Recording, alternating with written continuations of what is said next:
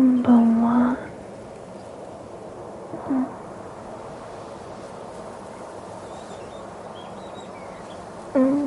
So beautiful.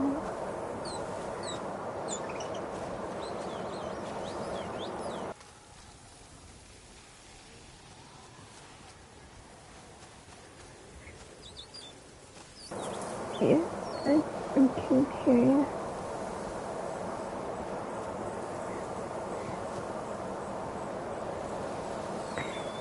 I forget sometimes that you're a plate like me. It's my favorite color. They're indigo. And beautiful.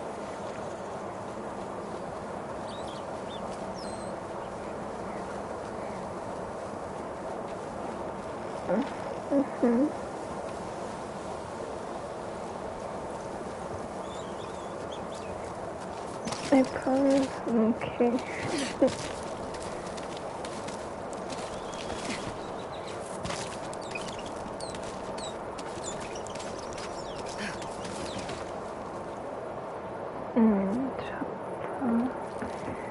Let me make sure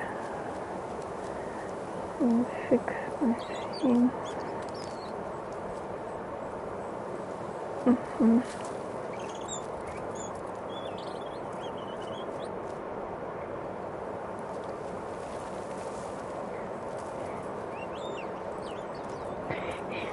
Oh, bread, so sweet.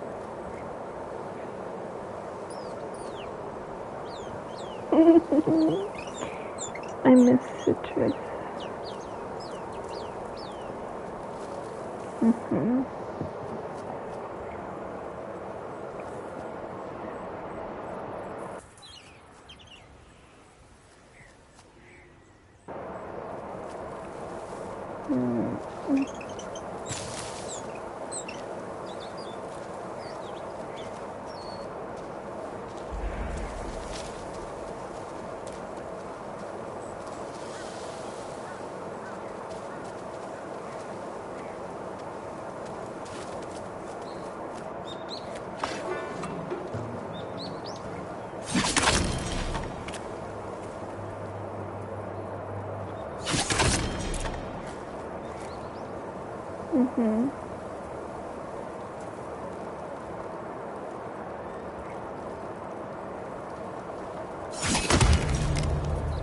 I hit the wrong button.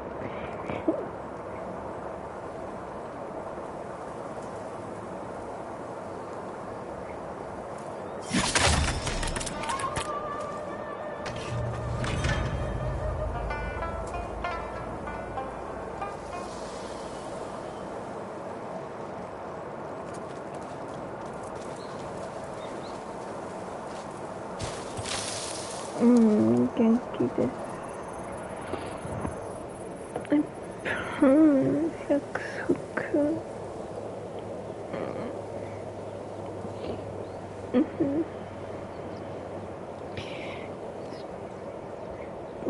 Just my wrist hurts and my neck hurts. It'll be okay, I promise.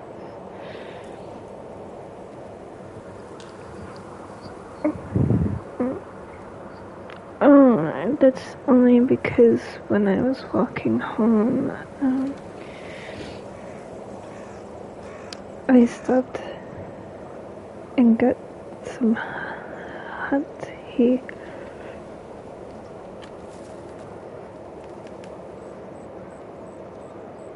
And I was talking to someone.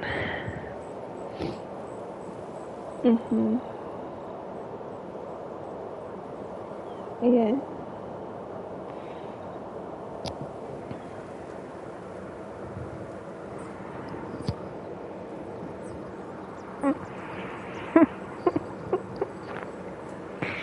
No.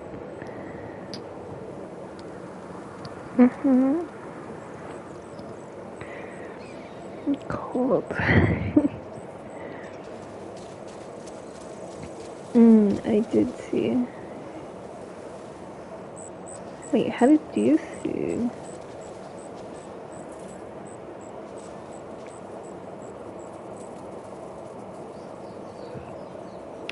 forgot that it's like on the bulletin board.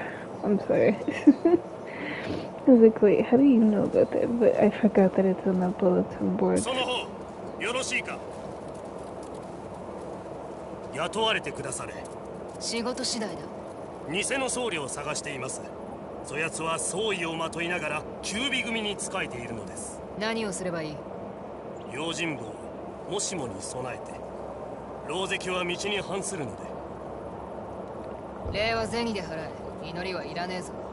もちろん、偽り者は川のそばに住んでいます。こちらへ。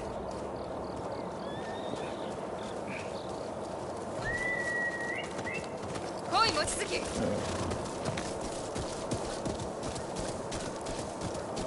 It'd be funny if it was him. If he was the,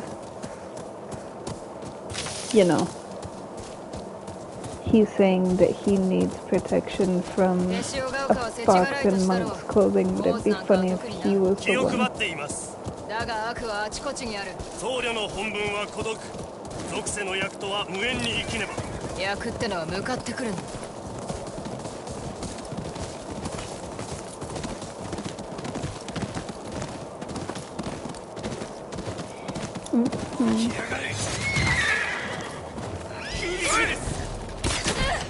He wouldn't get off the horse.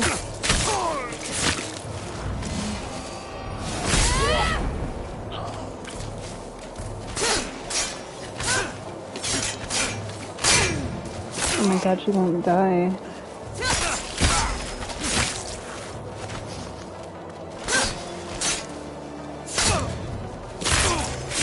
There you go.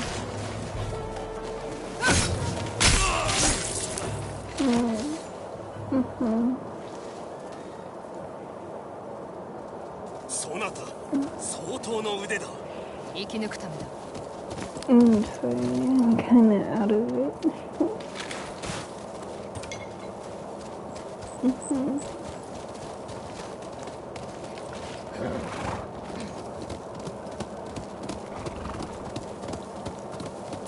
さあ行け。俺を雇ってよかったな。危うく死ぬところだったぞ。あの偽り者を探していること知られたのでしょうな。奴の狙いは流れ者に親しく接すると聞きますが、何を企んでるやら。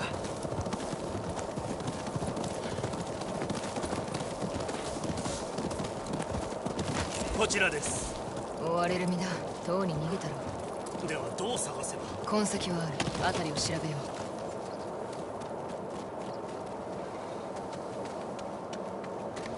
I think he's the person.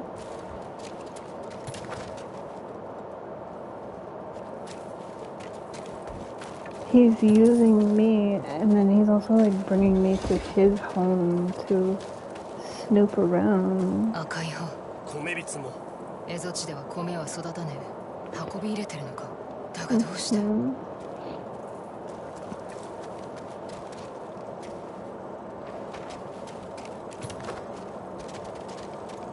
石灯籠のろうそくだ。こっちは流れ物の目印を記した紙。赤い葉はもみじの森のものかと。足跡を探そう。場所を絞り込める。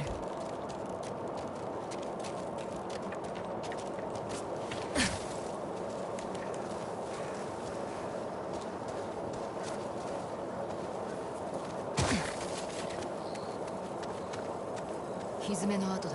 今朝がたたったようだ。ちょっと。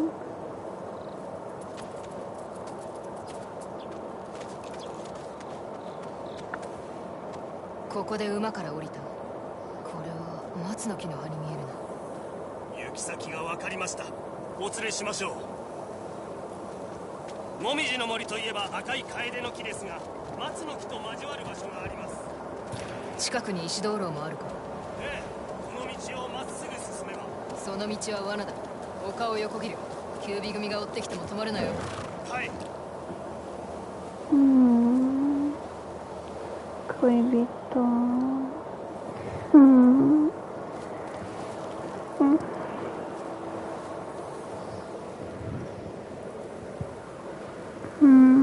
恋人. It's beautiful.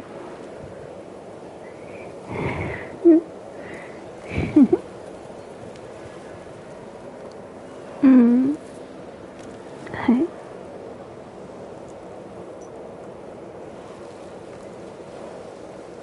Everything is perfect. Mm-hmm. Mm.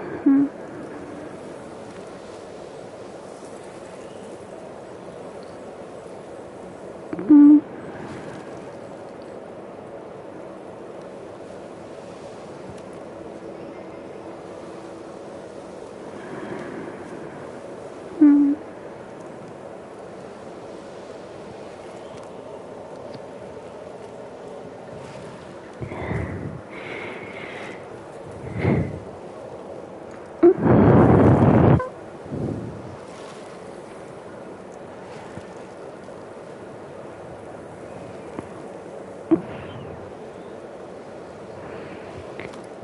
うん。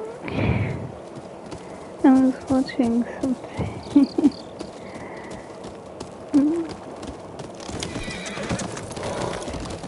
一人ではとうに死んでました。本当に手を出さねえのか。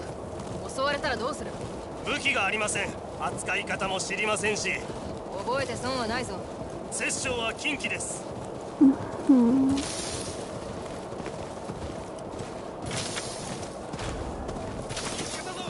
止めろ。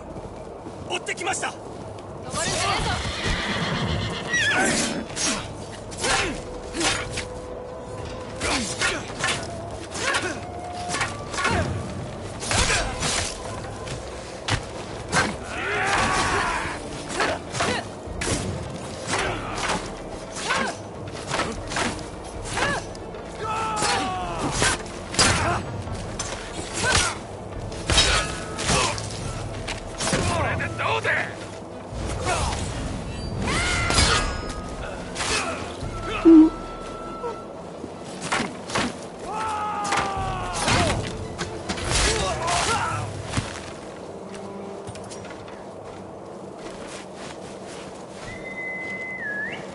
こっちに来い。So beautiful, Quilito.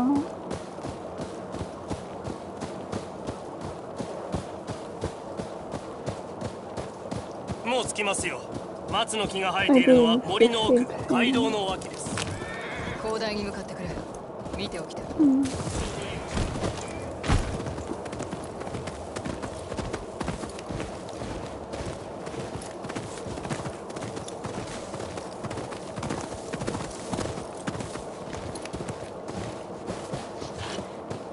Dude, where are we going? This is annoying. Just get there already. I have followed him like halfway across the countryside.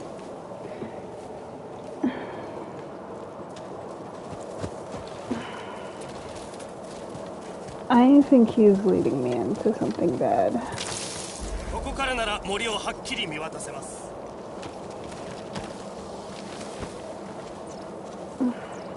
身を隠しておけ。俺が見る。あれが偽り者。米を使って流れ物を誘う。But how do we know that that's the imposter and that he's not the imposter trying to kill 草むらに九尾組だ。 the wrong person? You know what I mean? 待ち伏せには申し分ないな。隠れる場所が多い。ちょいと驚かせてやるか。どうかご用心を。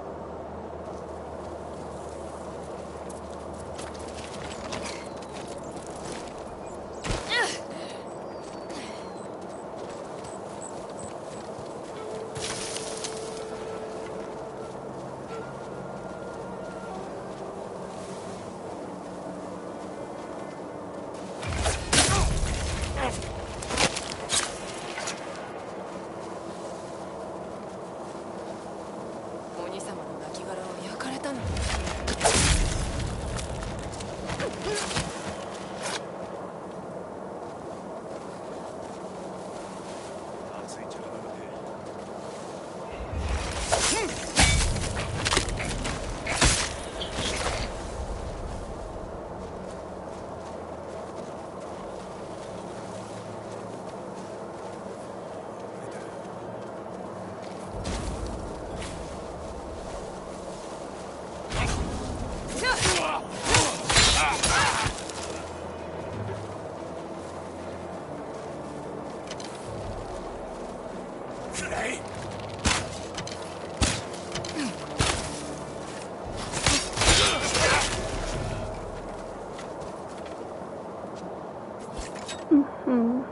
聞いてくれ。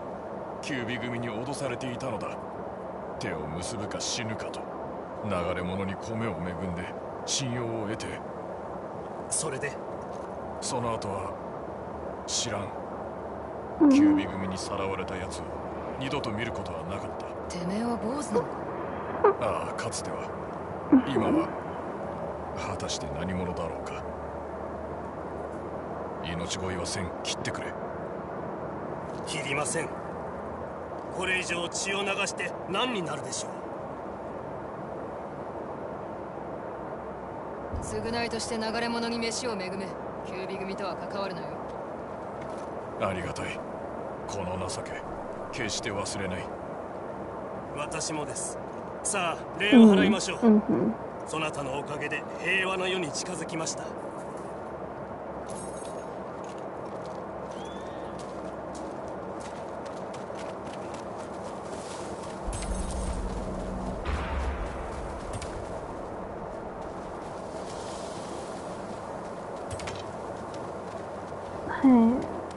I've always believed in forgiveness.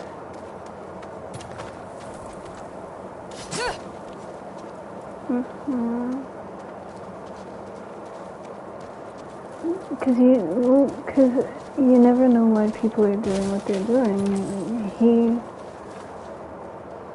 thought that, like, he was basically put in a position, and he was doing what he could to spare his own life.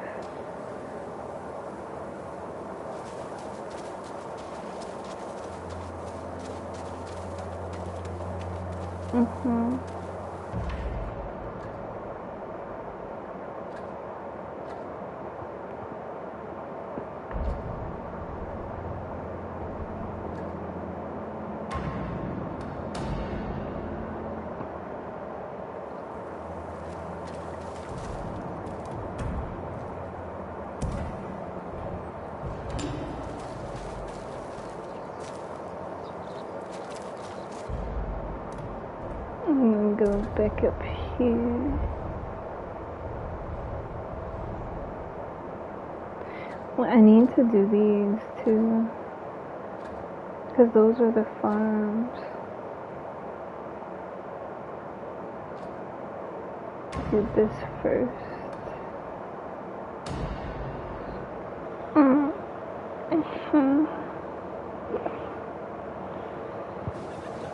みんな地図はどこからともなく湧いて出るち思っとる節のあっとったい。Who's crying? Oh. 随分と備えがいいね。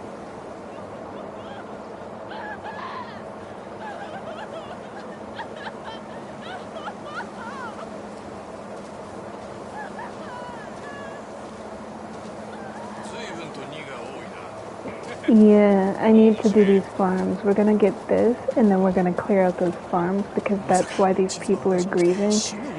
Their people are dying because the Kitsune is, like, overrunning their farms to take away their... 狐の資料のおりますけんね。いつ襲われてもおかしくはなか。人に見せたらいかんですよ。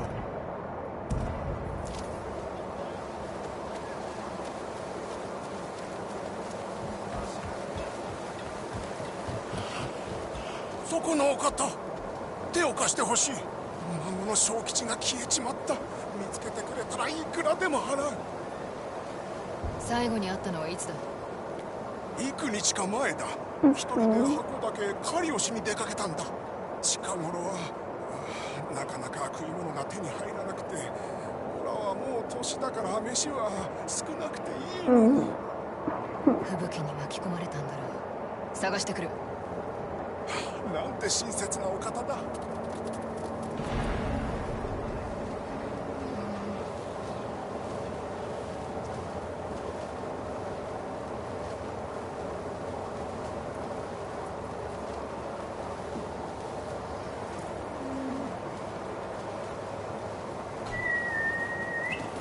望月。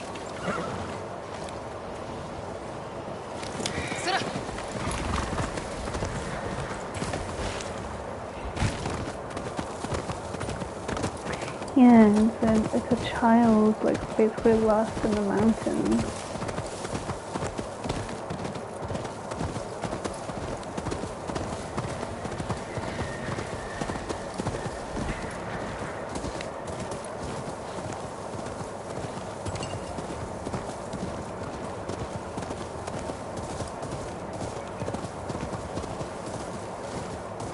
They probably have him captive, is what it is.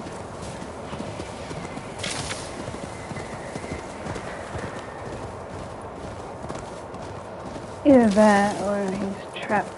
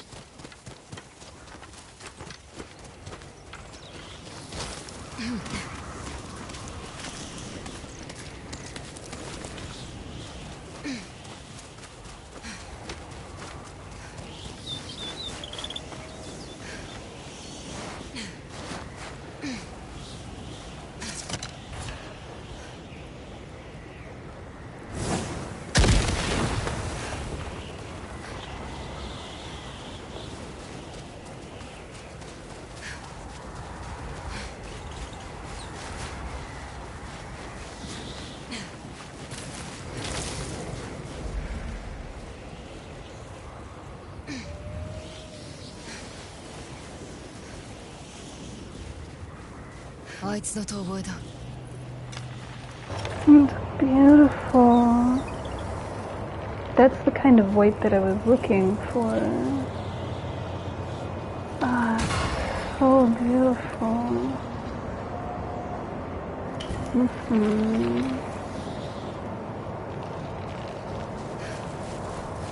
Oh my god, they scared me. Who are those people? They're gonna try to kill me right now when we're like freezing to death. Like, no, we're gonna go further down.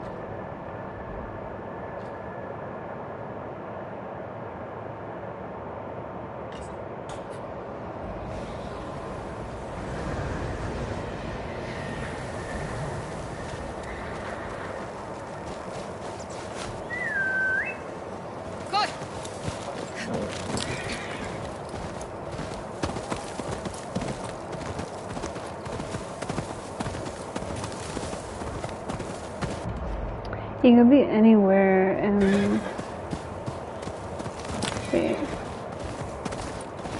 What's this?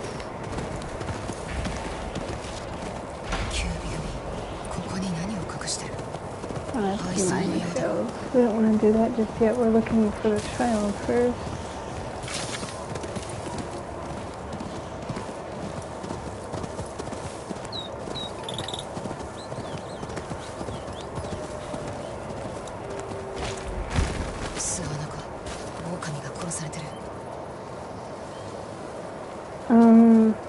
kinda don't want to do a wolf den when I'm in the middle of looking for a child that's like lost in the...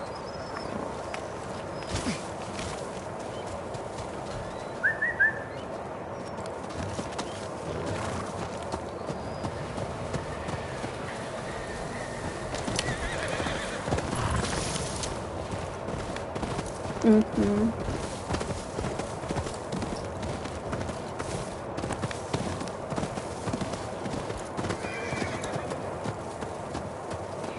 And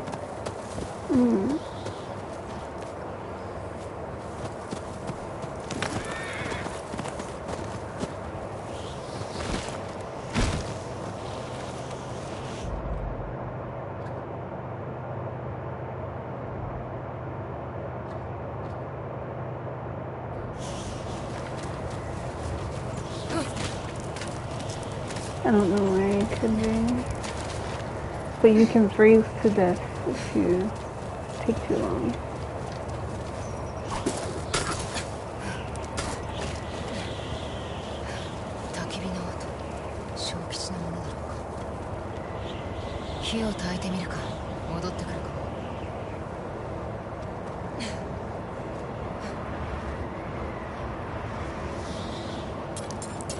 Mm-hmm.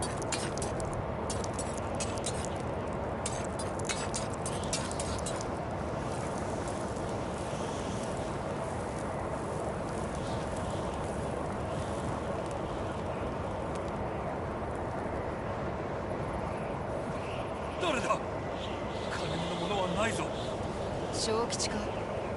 盗みに来たわけじゃねえ。てめえのじいさんの使いだ。誰か人を待ってたのか。いや、そうじゃない。狩りに出かけたと聞いてたが、獲物も毛皮も見当たらねえな。てめえの目当ては何だ、小吉。家を建てなかったんだ。じいさんの世話で働けなくて。Yeah, my nose is そんな cold. 時にあった。誰に？キュウリ組だ。資料だって噂もあるけど、れっきとした人だよ。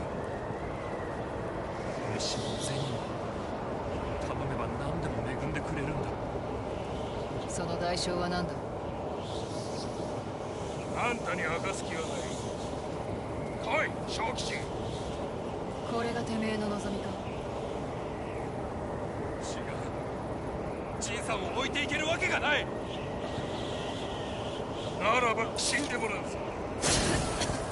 逃げろ！このままじゃ小吉が危ない。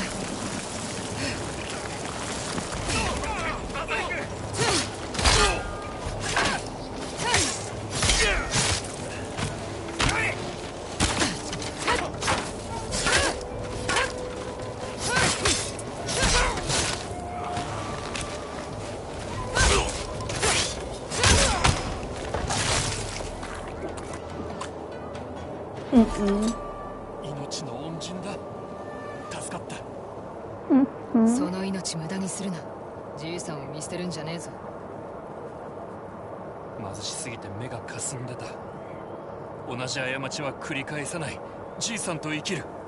この土地を離れることになっても、これをお礼だ。受け取ってくれ。達者でな。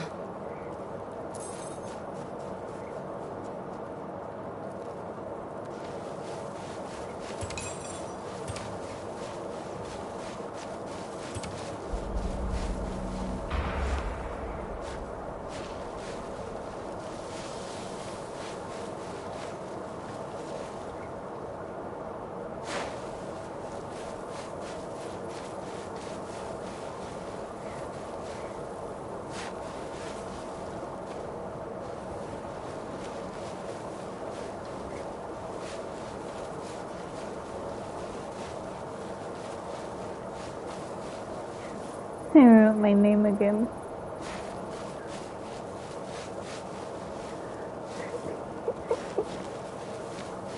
I was writing cursive.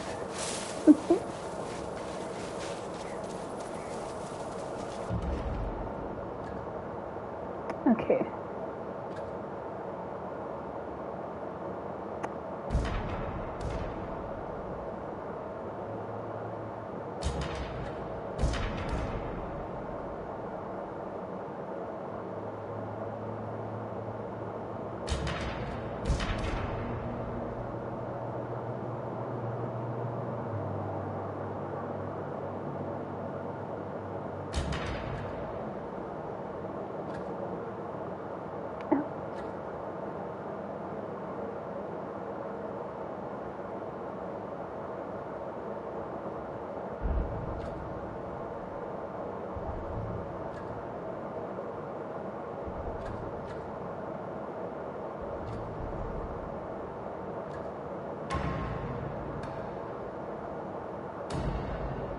Mhm.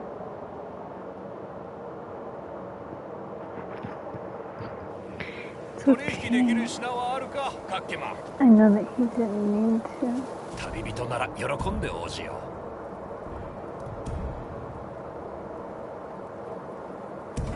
う。役に立つはずだ。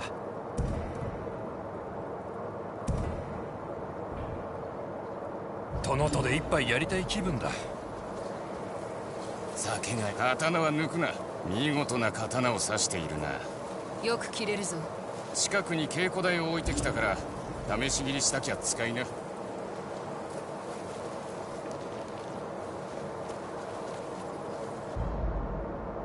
I didn't know that they were black.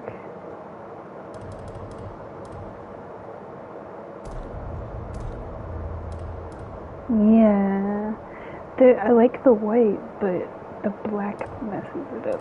I'm just gonna put my blue. I mean, it's pretty. But I like my. I'm gonna go back to my. Mhm. Yeah. Mhm. I've had them the whole time, so I don't want to change.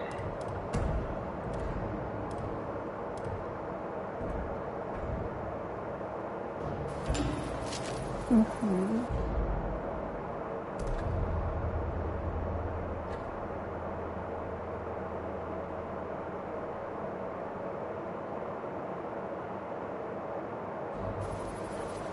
I need to find that man.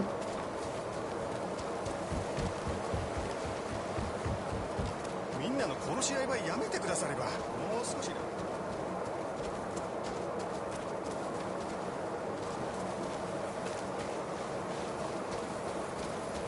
腹の調子が悪いね。茶でも飲むか。 Well, maybe it just ends, you know, the thing. Maybe you don't have to find him. ユミが欲しいんやったらここで間違いないで。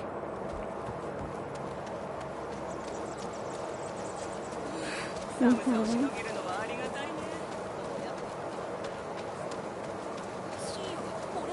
Pretty. お前の手は借りねえ。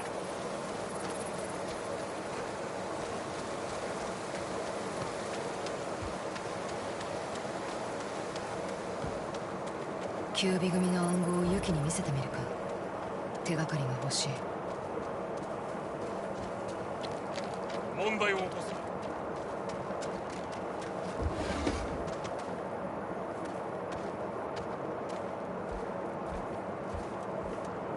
There's our friend.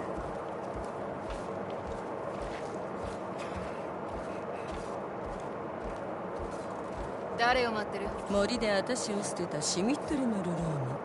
あの印がキュービ組の暗号だと分かった。 Do you have your hot tea? Because I have mine. I 初 can めて drink 手 hot 塩 tea が丘に together. 着いた日、狐に待ち伏せされた。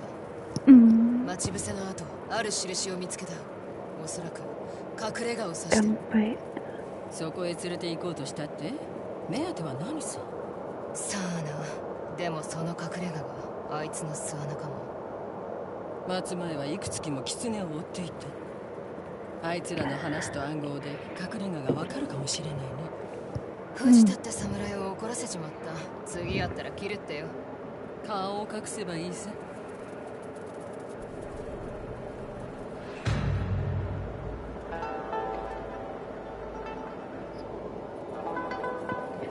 I still say that that is her mother's sister. どこに行く？教えない。客をじらすのが芸者のたしなみだからね。俺では稼げないな。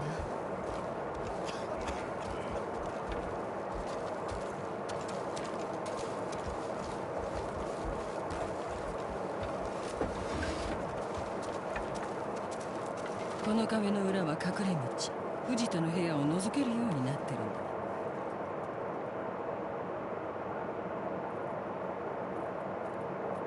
一生この宿には泊まらね赤釣り屋の元々の持ち主は山師だったんだ。宿の温泉を出しに商売敵の話を盗み聞いて脅しに使っていたのさ。え。覗きもしてたわけだ。まあよく言えば抜け目がないってことさ。気をつけて、ここ狭いから。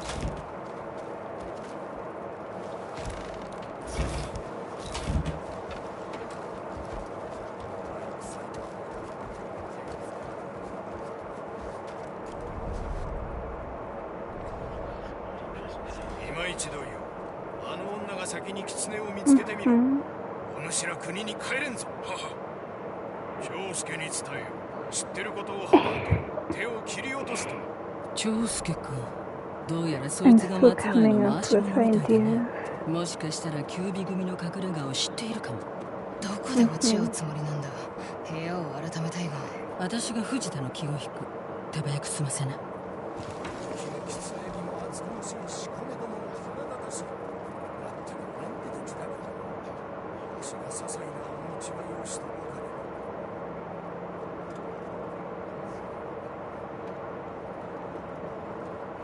もし藤田さんは今行くしかない。さっきはよくも恥をかかせてくれたな。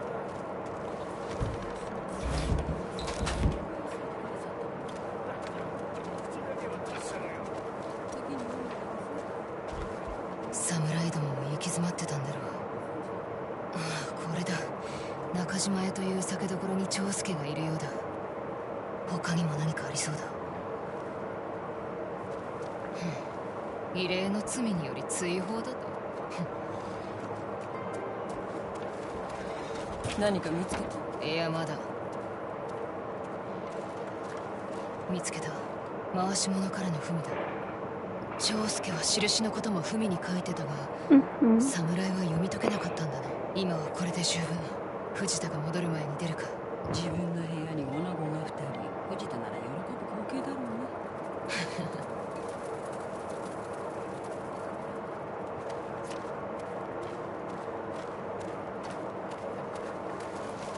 侍どもが回し者と落ち合うところは中島屋だ。知ってるか？そこの亭主から芸を見せてくれって頼まれて。だけどあの人は嫌な思い違いをする男でね。俺一人なら変な気を起こさない。あんた一人ならまた喧嘩が始まっちまうよ。妙案がある。遅れずに聞いてくれるか？俺が嫌がる頼みだな。狐の隠れ家を見つけたいんだろ？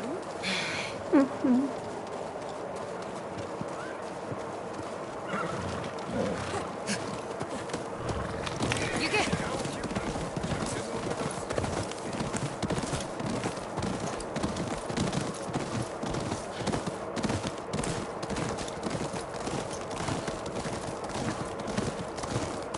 宿の隠れ道使い慣れてたな。客を覗き見たのは初めてじゃないだろう。キュービ組が来たらあそこに隠れろって宿の大面が教えてくれたんだ。それに前もって客を知ればどの歌を好むかも分かるってものさ。やはりな。仕事を受ける前に客の調べは尽くすもんだろ。俺の客は手配書き1枚で調べがつく。わらべと獣には手を出さねえわ。まあご立派。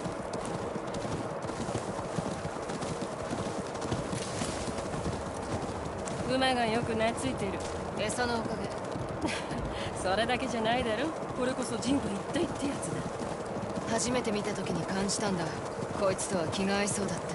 人といるより動物といる方が楽だね。後ろから刺されることもなし。それに人より里い。それで妙案とは何だ？刀を刺して女が現れたら松前の連中が身構えるに決まった。奴らが女に油断するとき保釈だね。おいアホ、それだけは断る。私の言うことに従いながら聞き耳を立ててればいいだけさ。石膏みたいなもんだよ。おい、町女の格好をして刀も刺さずに挑んでる。狐を見つけたいのはどうだった？見破られるぞ。その時はいつものごとく刀を振るって血を浴びればいい。I wanna ice skate. Sorry, they just keep talking. I wanted to say that I wanted to ice skate. On that frozen water, so pretty.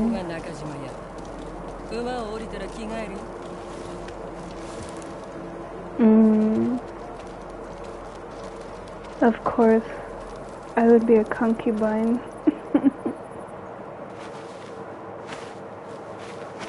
Mm-hmm. きつく締めるな。緩めちまったらお酌だけじゃ済まなくなるよ。できた。あんたなかなか酌してくれって頼んだら酒をぶっかけそうな顔だ。悪いがこの顔は生まれつきだ。この前さ、私の三味線を聞いてどう思った？ひねも座って楽な商売してやがるなと。穏やかな顔してたよ。あの時を思い出せばその仏頂面も和らぐかもね。さすがに亭主は俺の素性を怪しむだろ。何か問われたらどうすりゃいい？かわしな。得意だろ。行くよ。長介を見つけよう。愛想よくするんだよ。あとガサツな行いは禁止。誰がガサツだ？お礼を言われる振る舞いだけを心がける。いいね。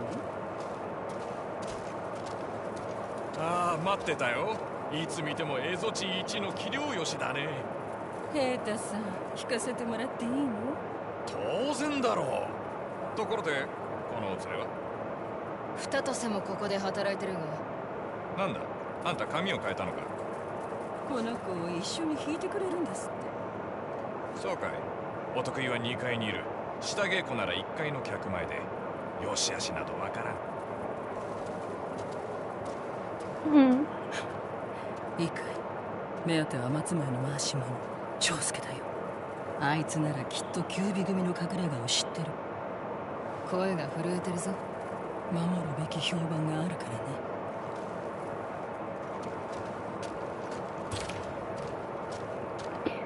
Yeah, it's a lot of talking.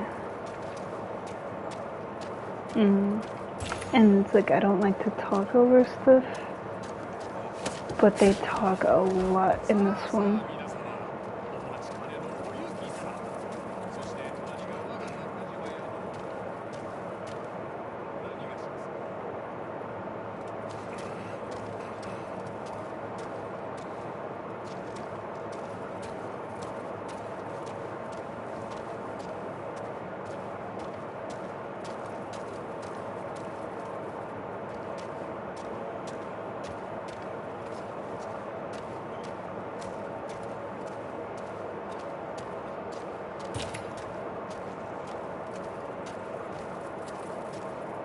She doesn't say anything to them.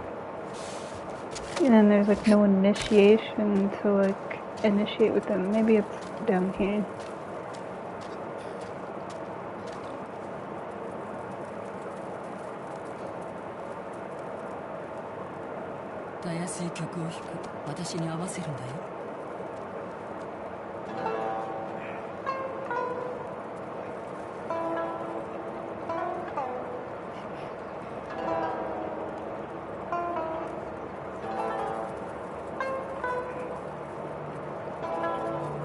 Mm-hmm.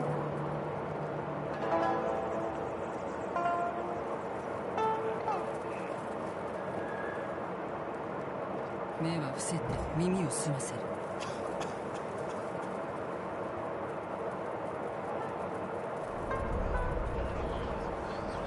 あいつこの間無一文になったばかりだよな。どうやって博打の金こしらえてんだろうな。長介は博打打ち。銭はじきなら2階でやってるはずだよ。長介の野郎、おごってもらう約束なの？いやいや、あいつならとっくに来てるはずだ。奴は店にいる。おそらく朝から。じゃあ2階だろうね。長介を見つけたらこいつを杯に入れて。中身はあいつの腹がびっくりとするもんさ。拙い芸でした。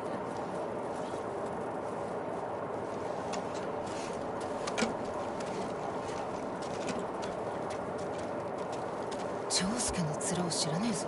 ただ酒飲みたがる奴が長介だろうよ。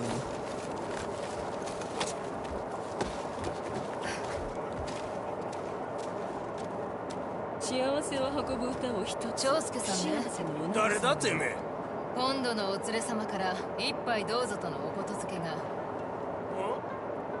ああ、それじゃあありがたくいただこう。お上品で高えやつ。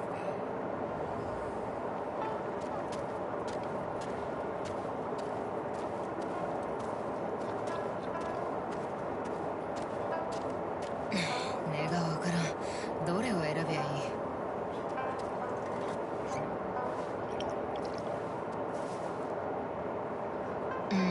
氷は牛乳。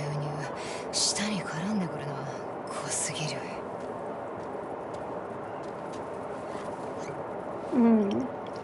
She's gonna get drunk. これが酒？滑らかだな。飲まれそうだ。うまい酒を汚して悪いが仕方がね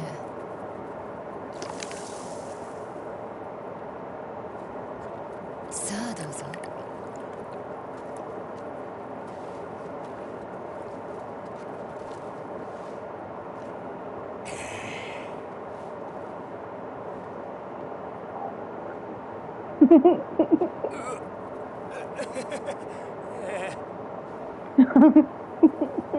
早くしろ。待ってくれ。いけねえ。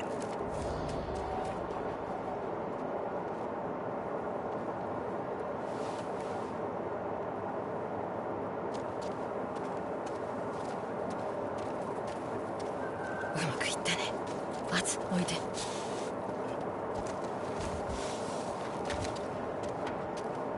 これで死ぬことはねえよな。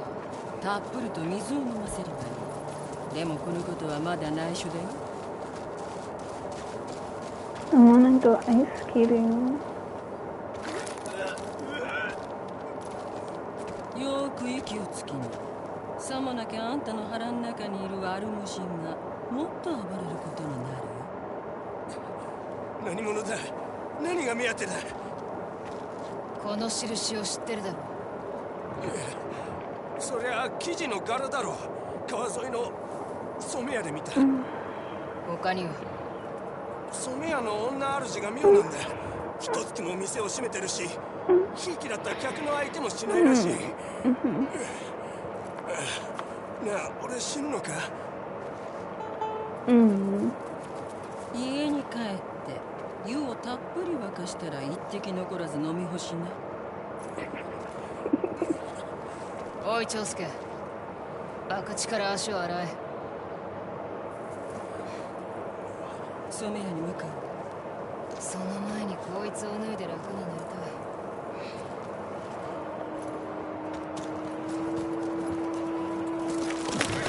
い。気心は？たまらねえ。やっと動ける。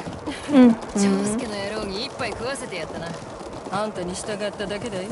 酒に虫を忍ばせようなんて言ってねえぞ。分をわきまえないアホな客にはいつもああして行儀を仕込んでる。用心棒でも雇え。銭がかかるだろ。嫌なこと。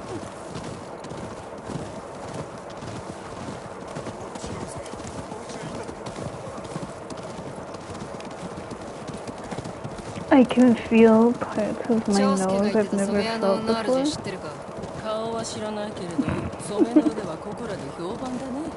都にもおろしてるらしい。どうしてこんな地の果てに住んでるんだろうな。土地から離れられない人もいるのさ。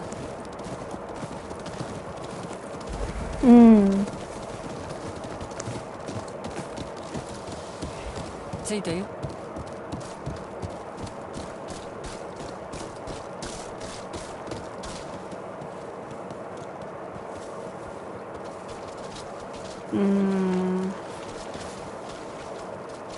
The kitsune symbol. 印がある。隠れ家はこの近くにありそうだ。とはいえどこさ。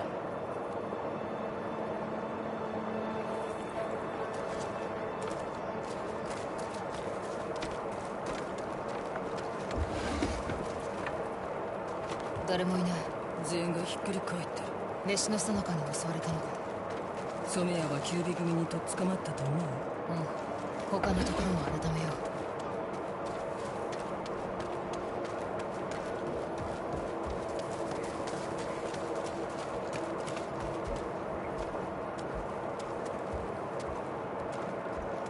何か見つけた？蓋の上に印がある。ここにも。暗号だとして何だろう。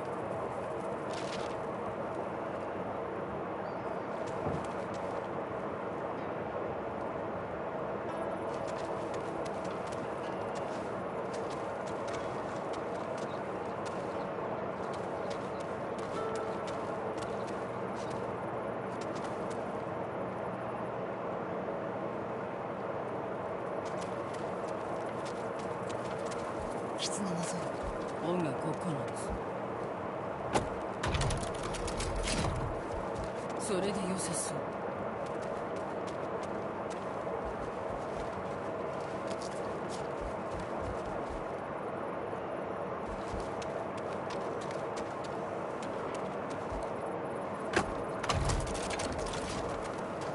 罠じゃなかったな。幸先がいい。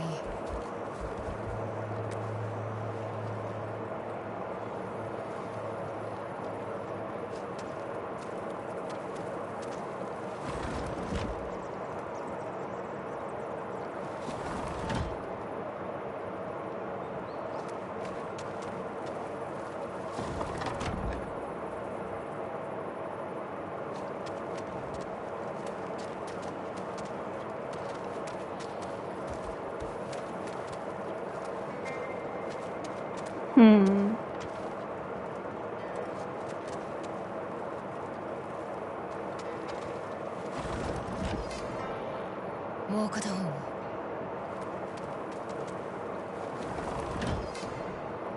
次は中央の蓋。やるの？行くぞ。離れるな。こんな道が下にあったとはね。東大元暮らしだな。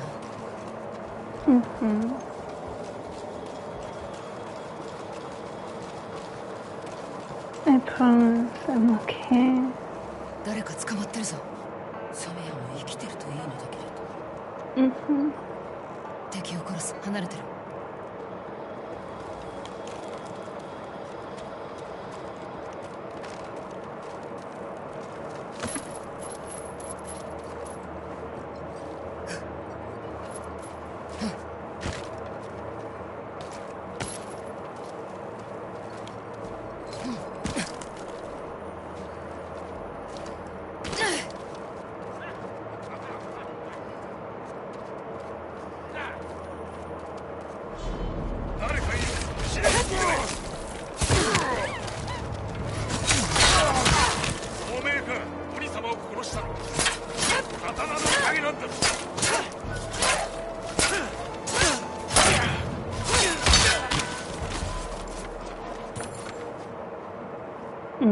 染谷はてめえか。ああ、どうしてここが？狐の面をかぶった忍びを探してる。そいつ俺たちを脅したやつだ。客からの注文を断れって従ってたけど、人がさらわれ始めてね。ここに連れてこられたのか。It's a lot of この talking. 奥にも牢があるんだ。頼む、助けてやって。狐もいるかもしれない。俺一人で行く。こいつらを連れて帰る。気をつけるんだよ。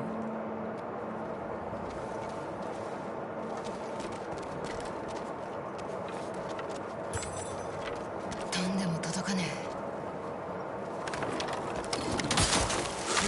え。なるほど。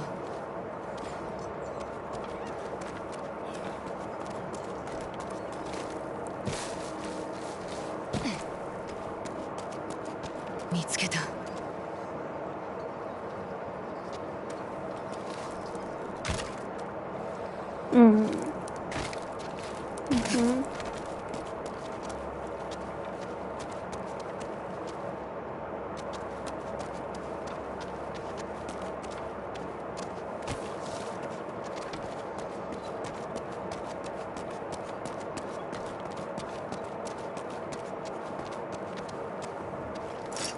Because there was a symbol. There was two different symbols, and the symbol for the obvious pathway was a symbol of death.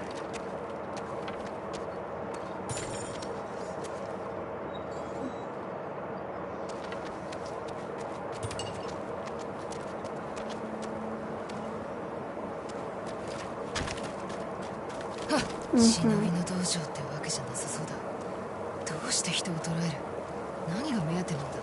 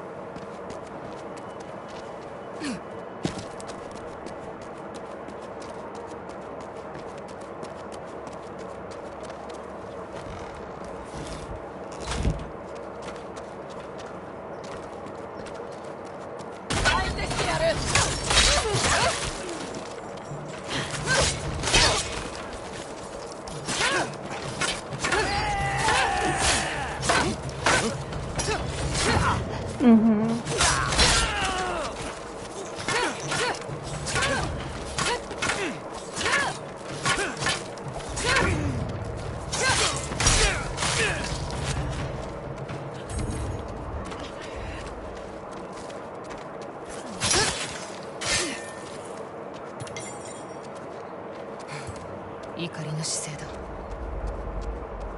体には霊の印、口から血の泡を吹いてる。俺もここに連れてこられるはずだった。目当ては何だ？何かを試すつもりだったのか。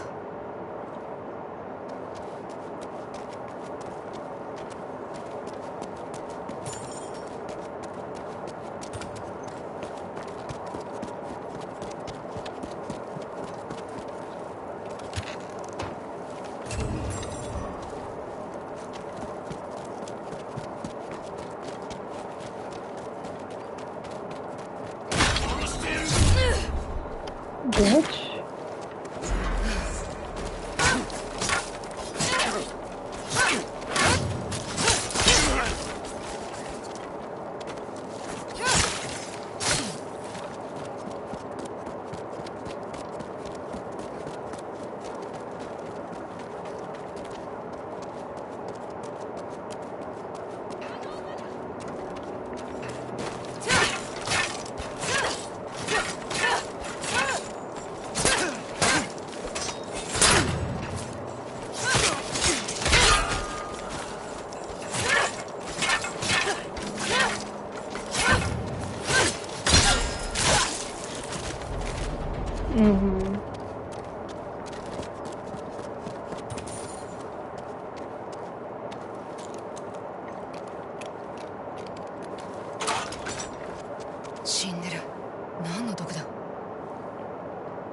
Obviously, they're all gonna be dead.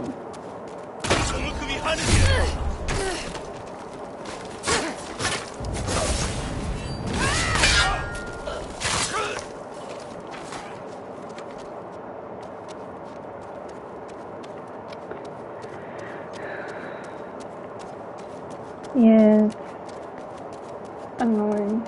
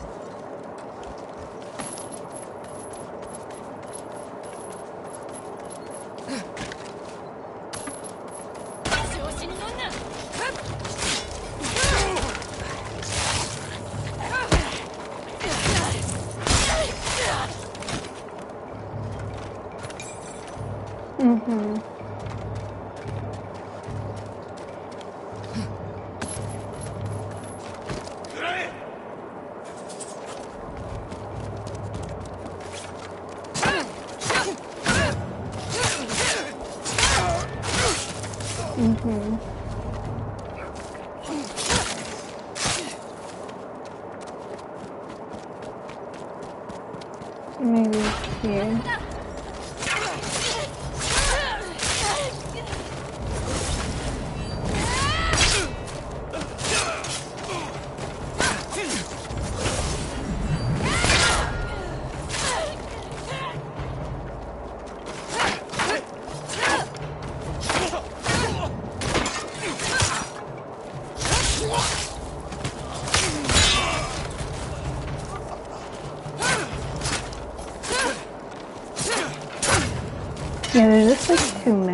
taking so long. It's so annoying.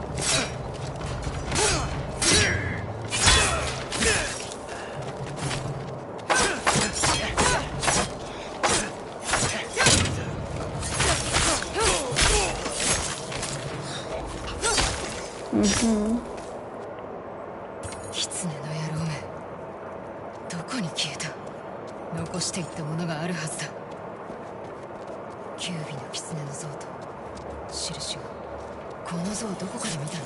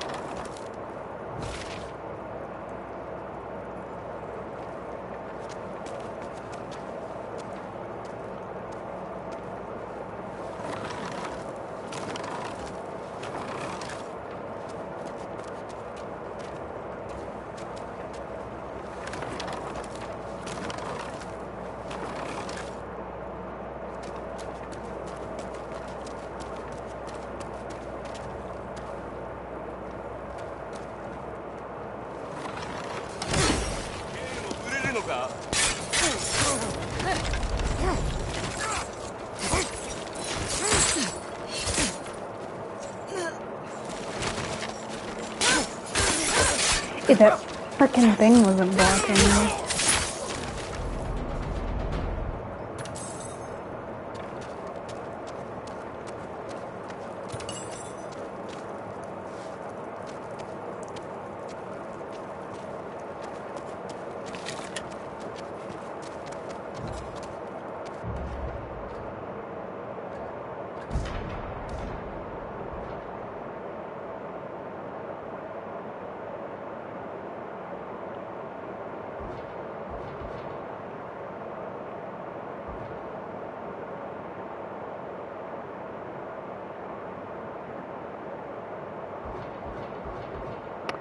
I really don't care. It's like I kind of just wanna, yeah.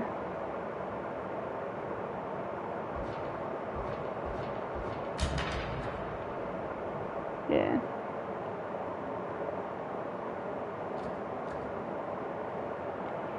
Mhm.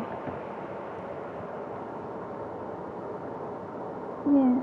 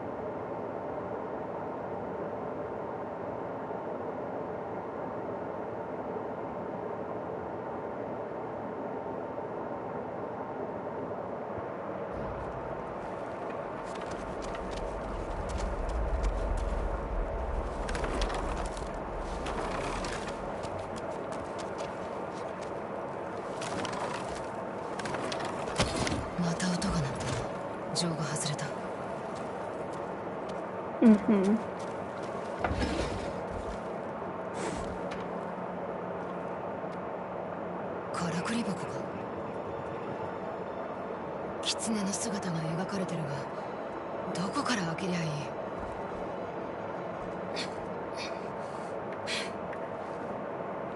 い？ユキのところに戻って箱を開けてもらうか。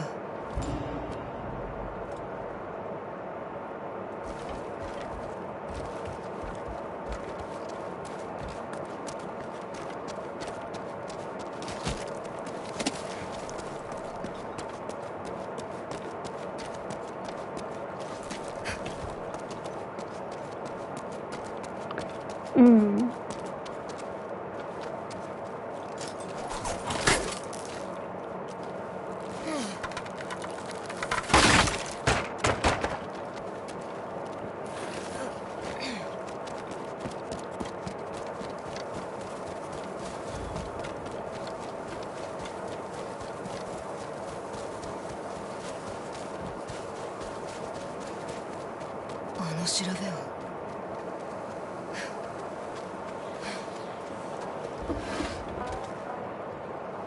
They're having a party.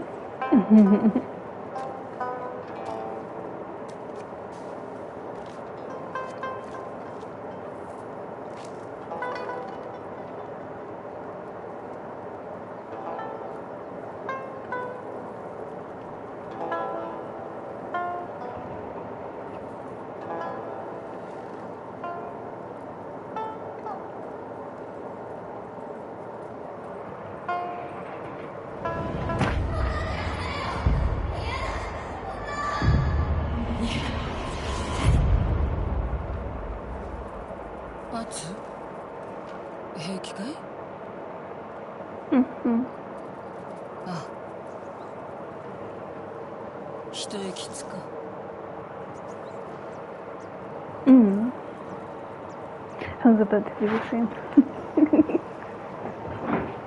But I want some hot tea. これを見つけたが。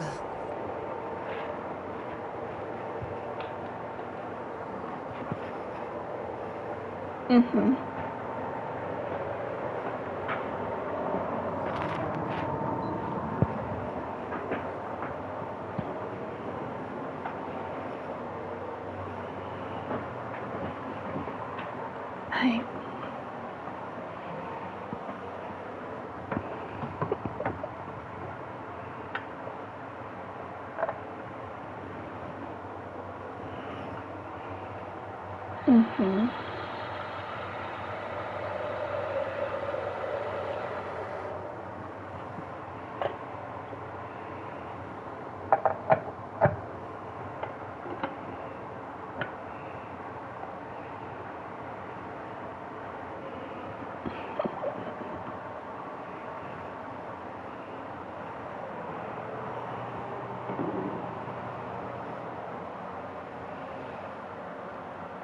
Just some green tea.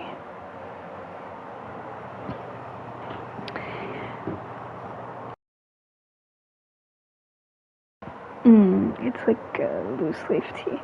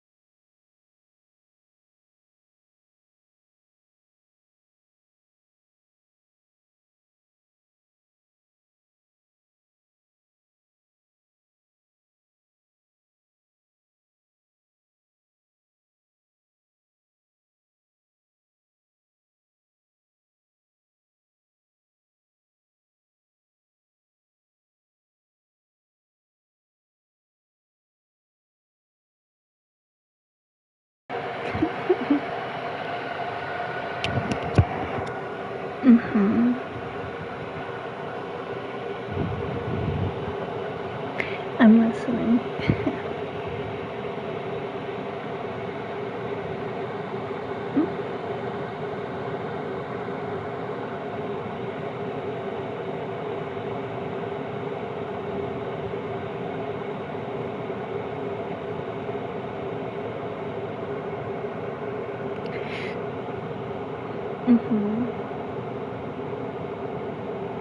Where did you guys go?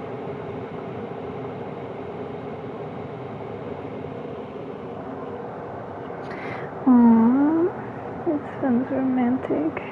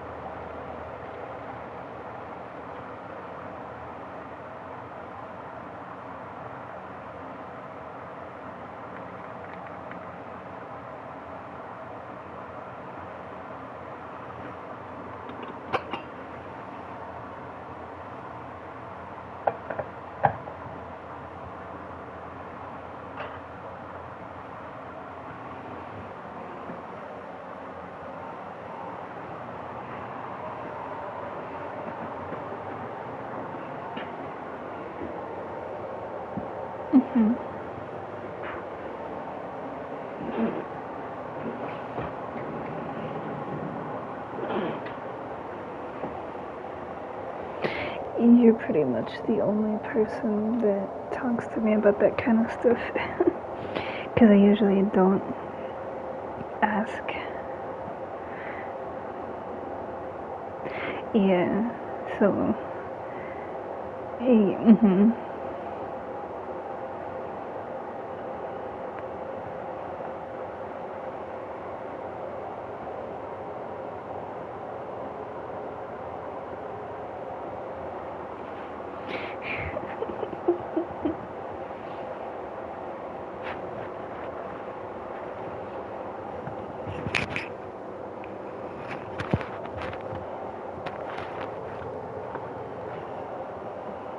開かねえんだ。からくり箱。宝を中に隠しとくものだ。母が持っててね。よく触っていたっけ。秘密を隠してるとか思ったのか。誰にでも秘密はある。たとえ母親でもね。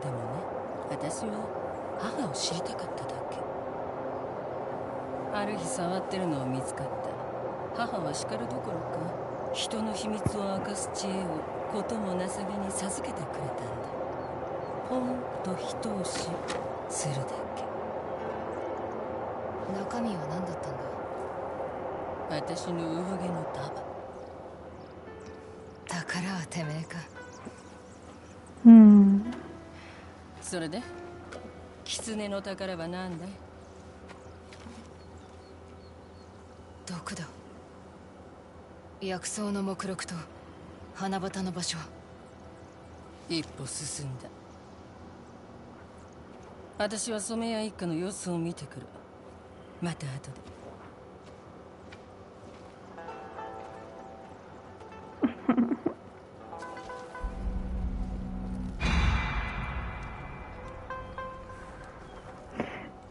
It's funny that she's smoking and I'm about to go smoke.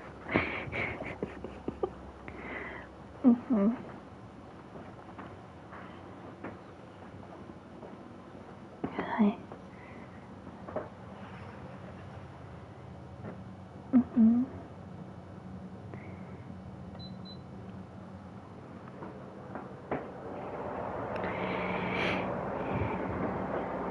Yeah. It's gonna be cold.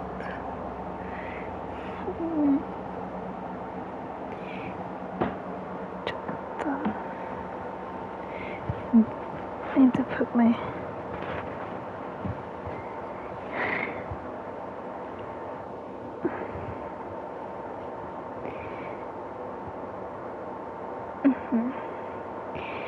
put my heavier kimono on and get colder. That's fine.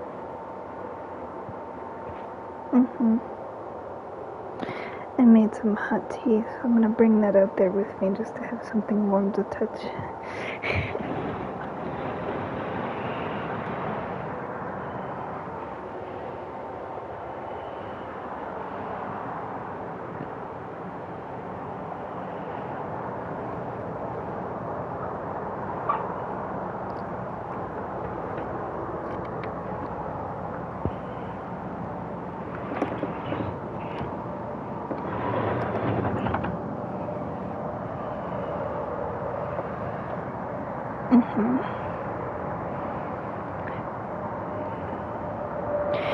Well, I was coming up with, at the time when he did that,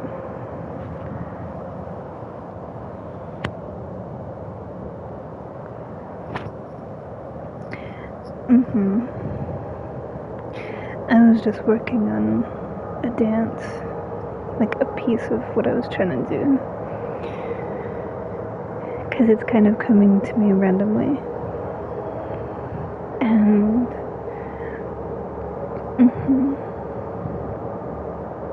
he didn't mean to. It was genuinely just, yeah. He surprised me when he grabbed me from behind, and I just remember falling.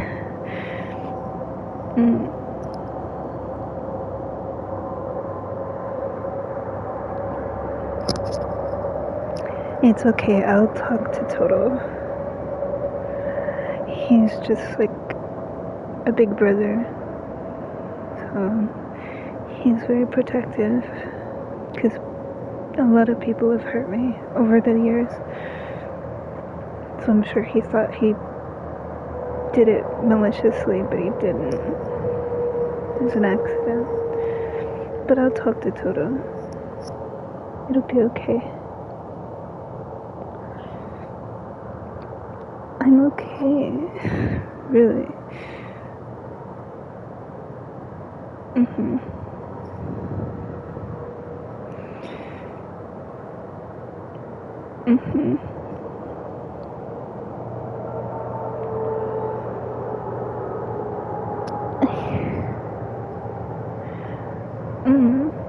Oh, it's really cold.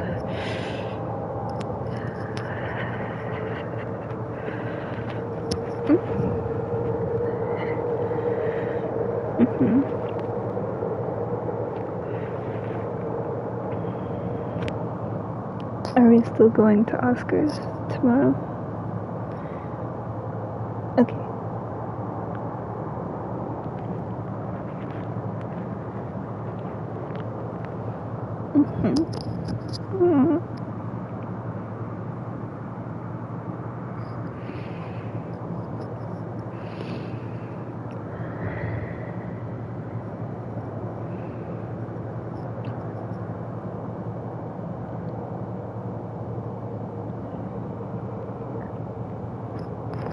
I can see the clouds. I want to see. The clouds are pretty.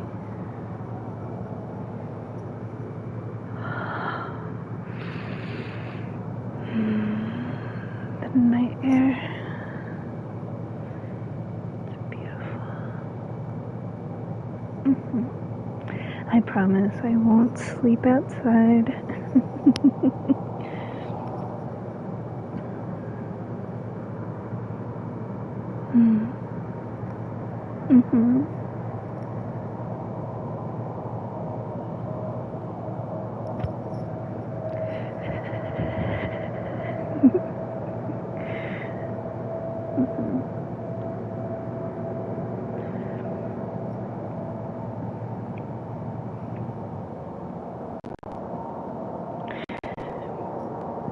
I do have some ideas, but it's something I'd rather show you than talk about.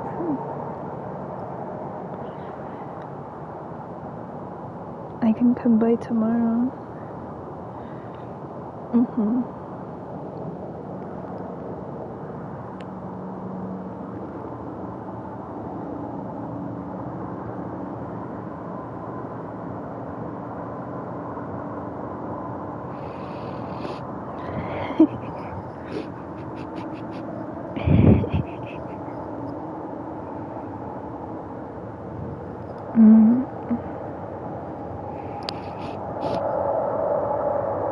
Yeah, it's like cold moisture in the air.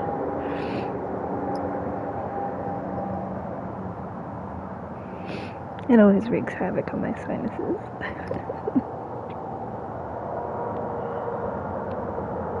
It's okay.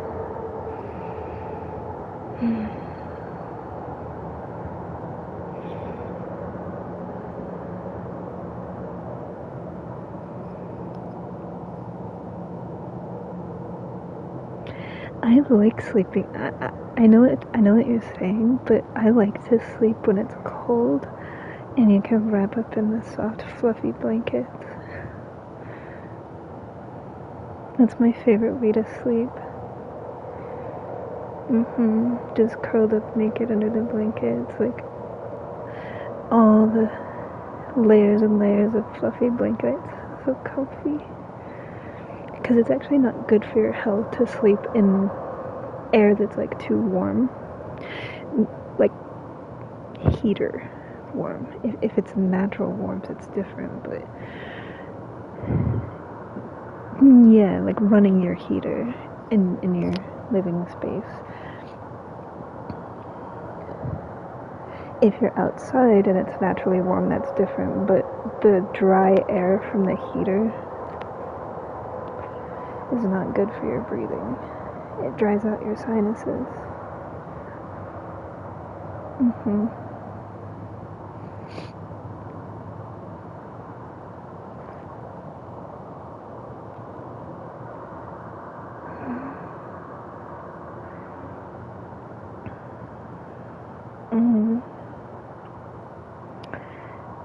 In February, I have to do my dance in February, and they assess me.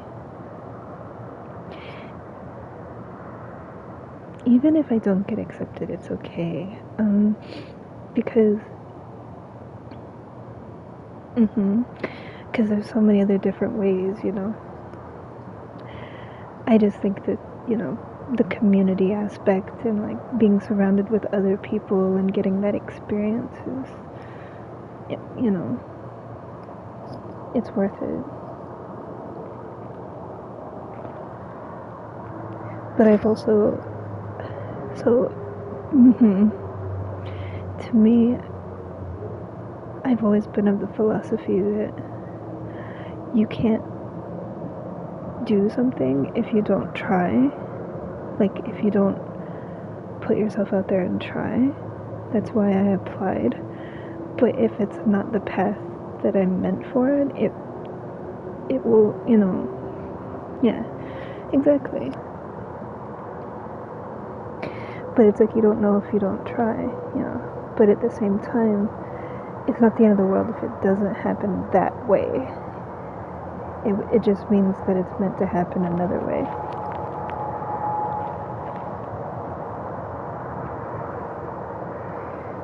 Yeah. It also is nice that it's like close to my apartment too. Like it dawned on me like how close I live to Juilliard.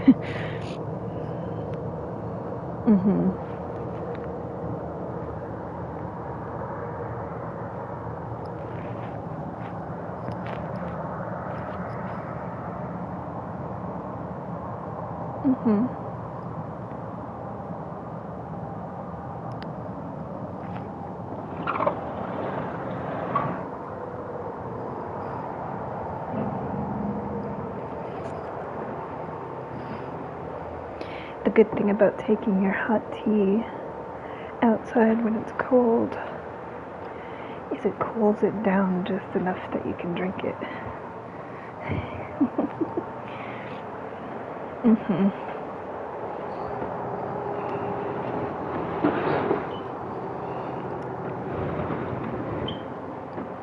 Yeah.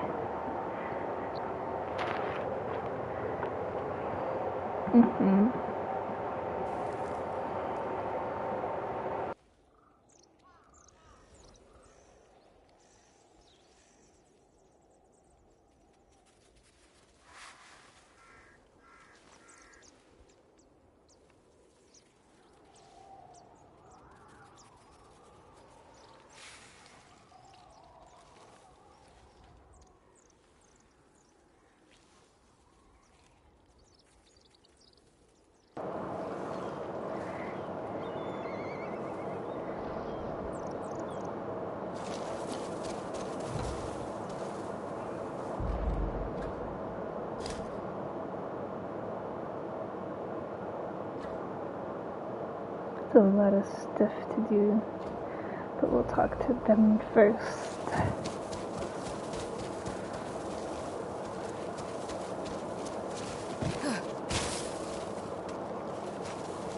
ああ、お前は嫁と娘のことを世話になってしまった。起点が利く嫁のおかげだ。あいつは染めの腕も器量もいい。俺にはもったいない女だ。しばらくは身を潜めておけ。助け合えよ。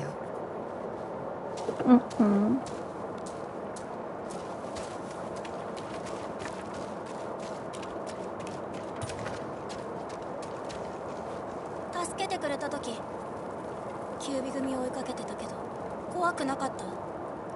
怖いからこそやるべきなんだ。お母みたい。衣を黒く染めるのは恐れが生きることの一部だと思い出すためだって言ってた。そうやって向き合ってるんだって。賢い人だな。言うことを聞けよ。聞いてる。たまに聞かないけど。Most of the time.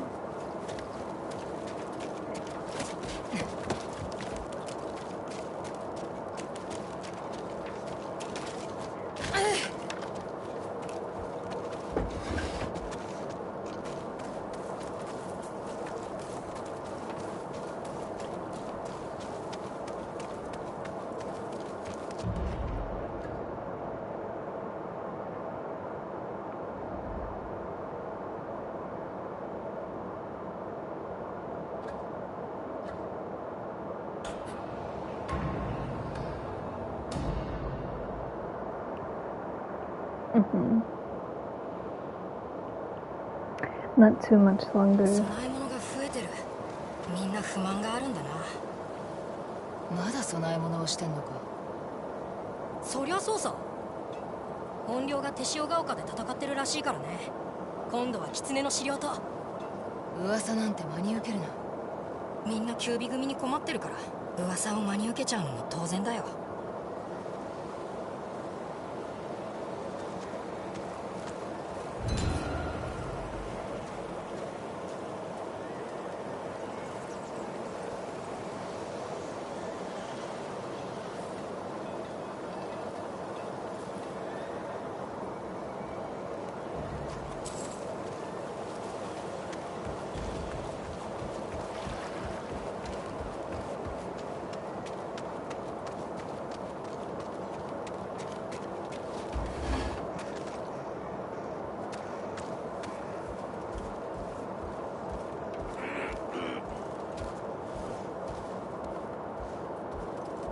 俺もいいか。やってやる。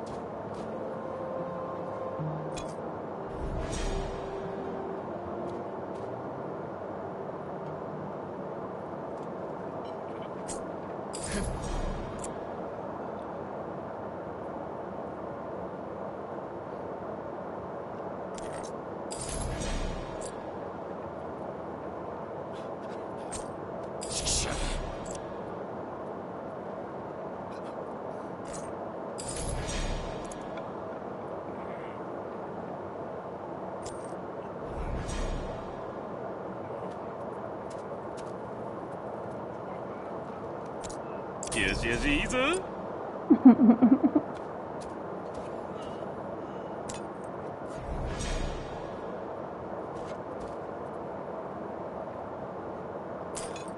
こりゃ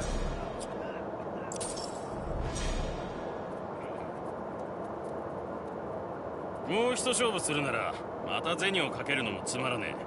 あんたが勝ったらこの呉服をやろう。やろう。やっぱりゴフが欲しいか。いいぜ。Okay.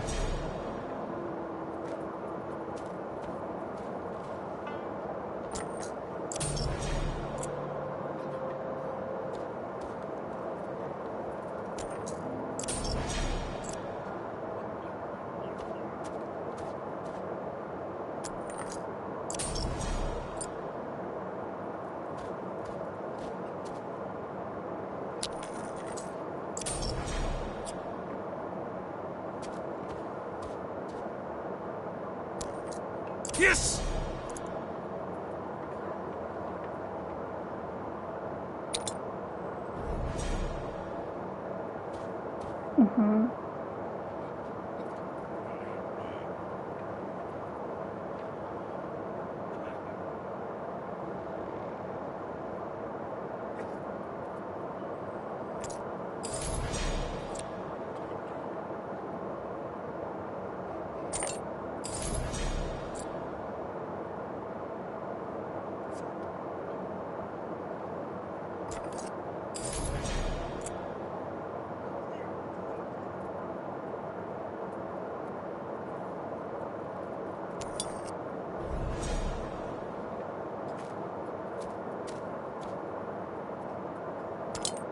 こりゃ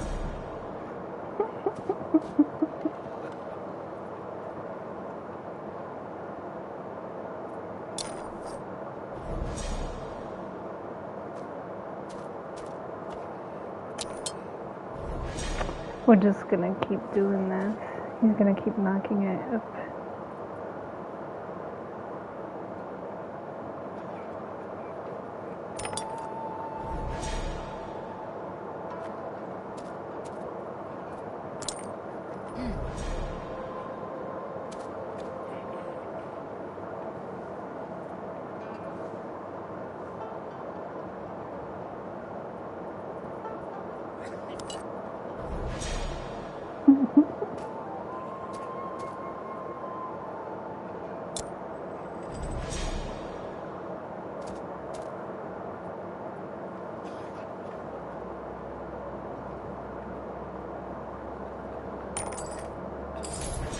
There we go.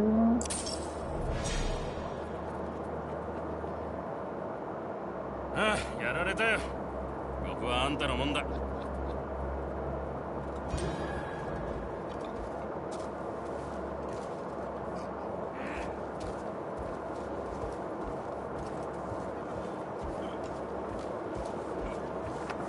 I don't see.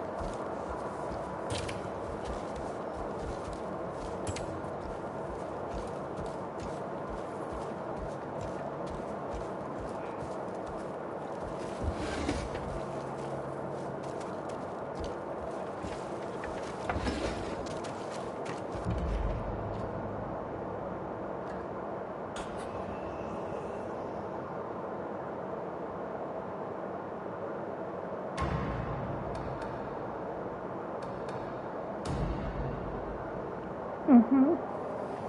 弓から矢筒まで自慢の品ばっかりやで。あいつどこ行ったん？どうかしたのか？いや、なんもない。ほら、自慢の品見てってな。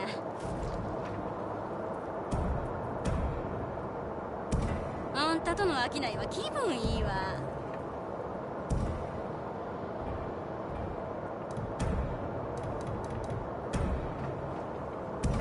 他に何かあるか？仕事があるんやけど、頼まれてくれへん？仕事による。弟子になりたいっていう泰造ってやつを手塩川沿いにある店に使いに出して、サロベツの森の南。そいつがまだ戻らへんねん。キュービ組にさらわれたかもしれないのか。心配ってほどでもないんやけどね。うちの品持って逃げられたら困るってだけやん。泰造を見つけたらそれなりの礼はするで。覚えておこ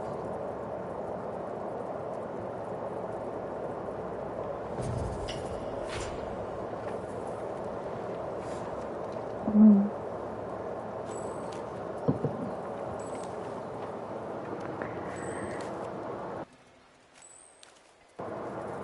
うん。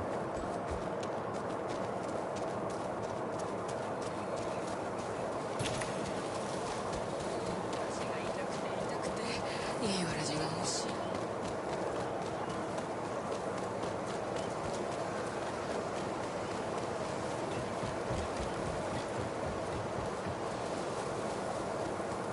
喧嘩する気はないよな。いい品があるよ。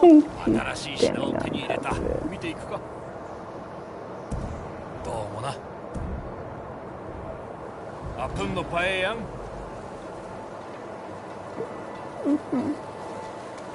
なあ、あんた雇われてくれんか。何をする？とある男が面倒を起こしかねないんだ。あんたはそいつを見張るだけでいい。怪しいことをしていたら知らせてくれ。どうだい？とある男？兵兵衛といって大金を持って不意に現れて。 Everybody in this town wants me to do stuff for them. There's like so many side missions in this. エゾ地ではおかしなことばかり起こる。あいつも正体を偽ってるのかも。行商の行き先は？今度だ。みちみちで客を拾う。いい金になるんでな。そうだ。兵兵衛は赤鶴屋で潰れるまで飲むんだって言ってた。あいつの本音を探ってくれ。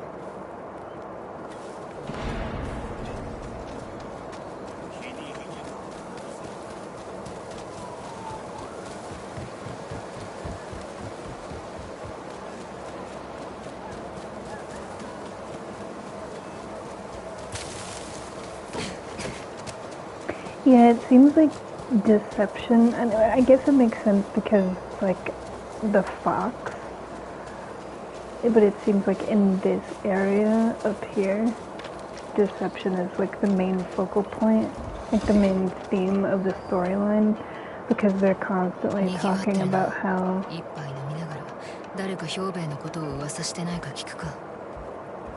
people are not who what they seem, kind of like with the monk.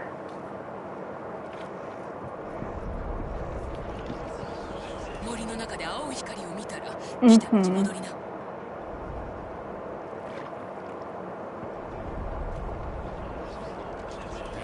銭はじきで大儲けだ。おかげであの行商に加われたってわけだ。一つ目野郎は君が悪いがよ。雪まみれの僻地から出られるなら構やしねえっつうの。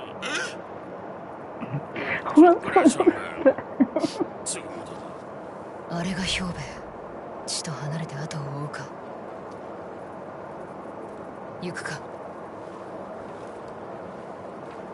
She's gonna go watch him pee. If that's actually what he's gonna do. So.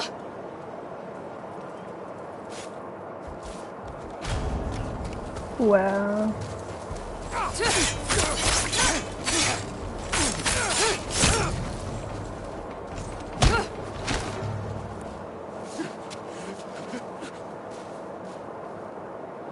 Te me 行商の仲間だな。なぜ兵兵衛を殺した？こいつは口が軽い。いらん疑いを招いちまう。あの行商を使って何か企んでるんだな。俺は喋るつもりはないぜ。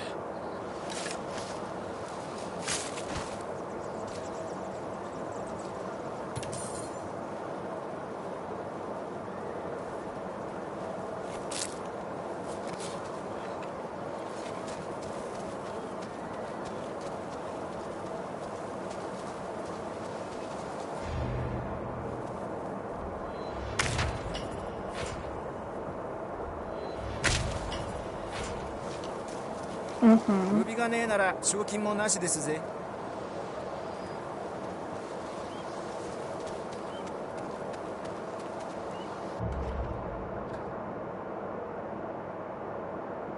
there's so much to do in this part of the game, but I guess it makes sense because it's the last area. So there's going to be a lot of stuff.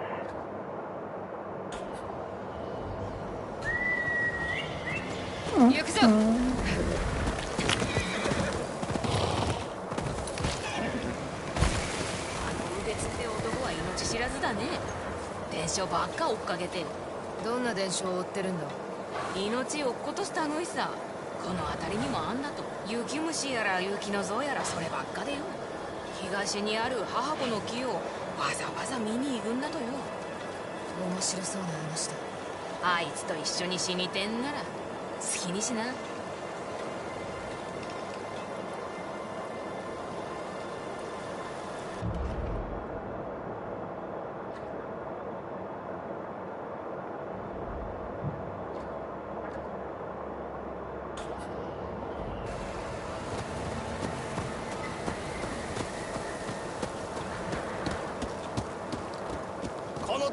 します。どうだ、正体を突き止めたのか。兵兵衛は死んだ。一つ目野郎にやられたんだ。てめえみちみちで客を拾ってると言ったよ。もしあいつ。待て、言わなくていい。指揮者はそういや客を拾うよう持ちかけたのはあいつだったか。いや、知ったことか。話は終わりだ。もう立つぞ。おっと、礼をしなきゃな。ほら、この金で蝦夷地を離れるといい。通りすがりだ。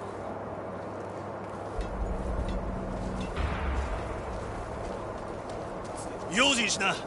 狼が近くにいるぞ。どこで見たんだ。そう遠くない。巣穴が近いんだろう。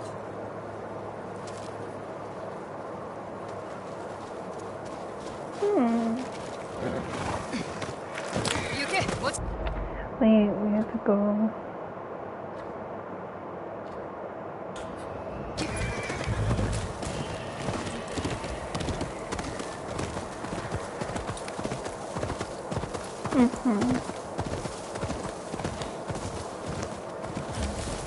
It is really beautiful, yeah. I thought you liked tropical stuff. Oh, okay.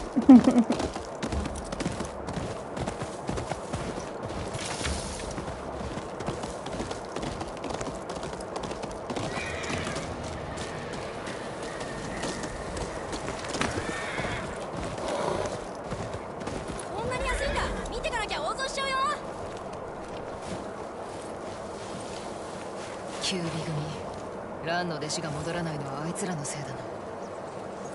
拾ったばかりの品見るかい。さすがいいもの選ぶね。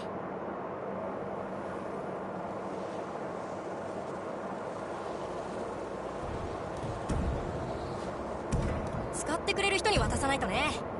じゃあまたどっかで。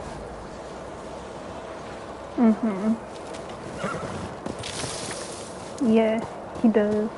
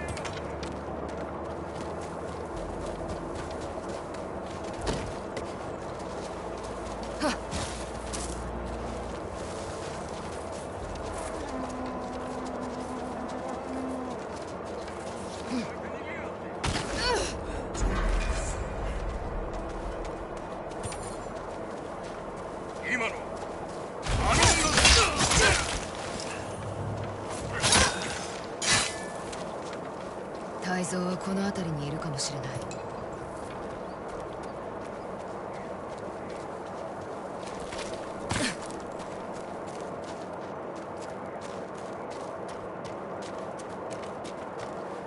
Could be. Mm-hmm. こっちだ。てめえが大蔵だな。ああ、だけど狙われてるのは俺じゃない。なんだ。弓師の。九尾組は手塩ヶ丘の職人や鍛冶師をさらってるんだ。だから蘭はあちこち移って隠れてる。それで俺を使っておびき出そうとした。抗ってみたが、あいつら俺の指を折って弓を握れなくしてな。何が起きたの？九尾組だ。ほら、この呉服をやる。助けになるはずだ。半球と組み合わせば狙いを定めやすくなる。蘭のために作った。だけど事情を聞けば笑って許してくれるだろう。半球だな。やってみよ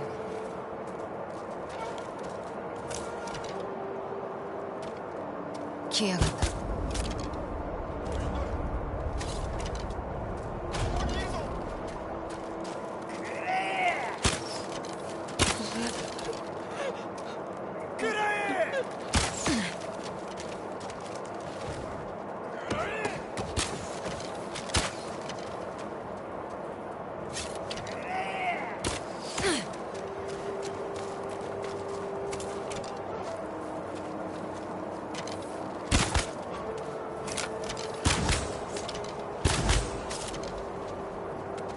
全て倒した。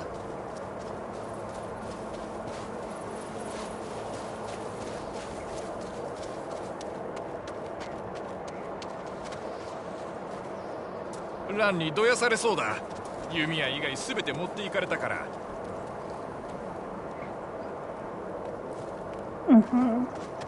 蘭は好んで弟子を取るようなたちには見えなかったけどな。あいつは人を近づけようとしないんだ。 I'm glad you guys liked it. ここで一緒に育った俺以外は、二親とも優しかったが借金をこさえてな。助けになると思って蘭は弓師の腕を磨いた。二人が亡くなってあいつは人を信じなくなった。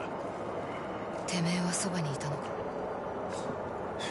あいつのことを裏切れるかよ。蘭は恵まれてるな。馬には乗れそうか。乗るしかない。この弓矢を持て。行け。望月、おい。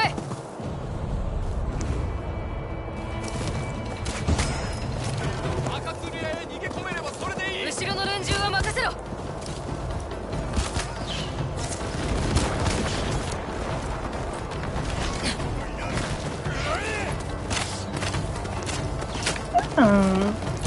Okay.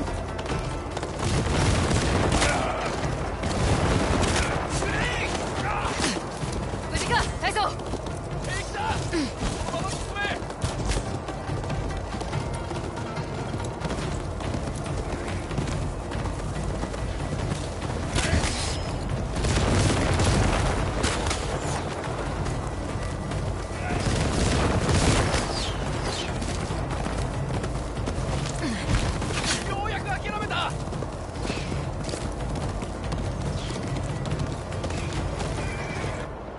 着いた。泰造の大ボケ野郎。九尾組の群れにここまで追われてきたんか。それとあんた連れ戻してくれたんやね。なんか冷静なあかんな。泰造がくれた呉服で十分。なかなかの出来だ。こいつにあんたの呉服あげたんか。助けてもらった礼にな。お前の呉服もまた作ってやる。誰が頼んどん。いらん。ちょっとあんた指折られたん。チキショーども。いやこんな手でどうやって銭稼ぐつもり。 It's like they're already married. Oh my gosh, she's like nagging him.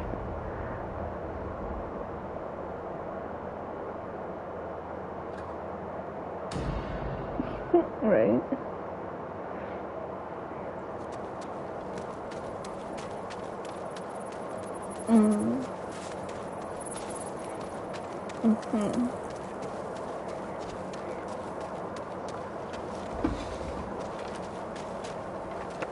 Yeah, it wanted me to go here. I don't know what for, but...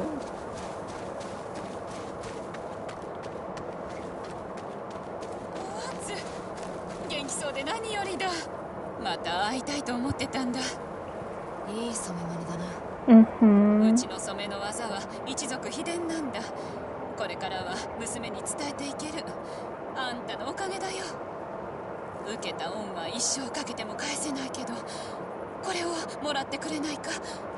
せめてものお礼だ。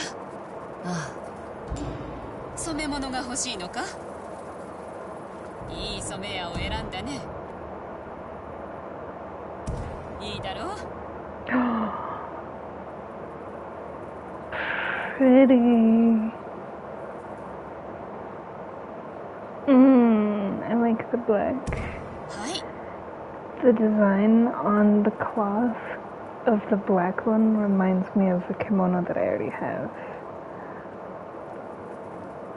Mm-hmm.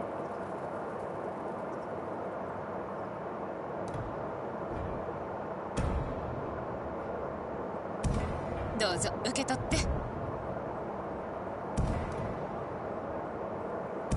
これであんたのものだ。無茶はしないように。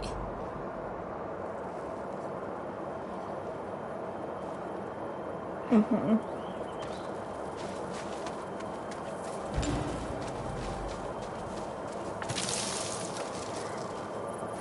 When you're shoveling your driveway. I'm sorry. Yeah.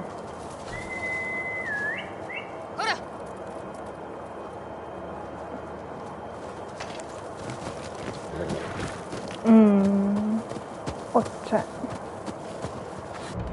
Yeah. We really need to do these. We're just gonna do them. Wait, hang on.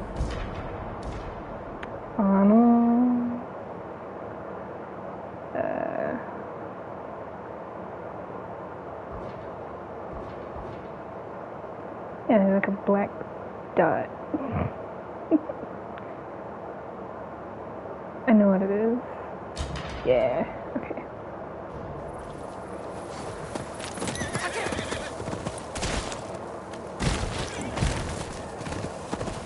That'd be cute if he would like slide on the ice. I just want to ice skate all over. I would be ice skating down the river. Mm-hmm. It's so beautiful.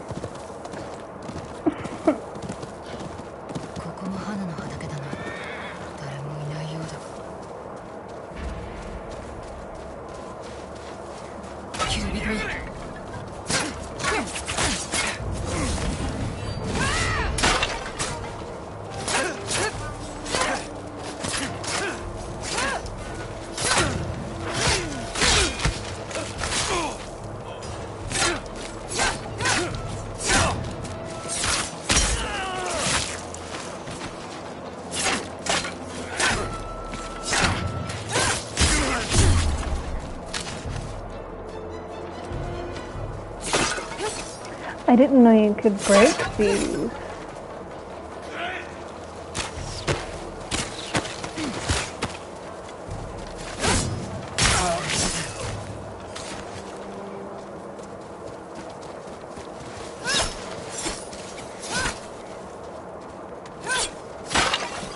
Yeah, because that means that the area that I went to with the fogs and stuff, that means that there could have been stuff inside them.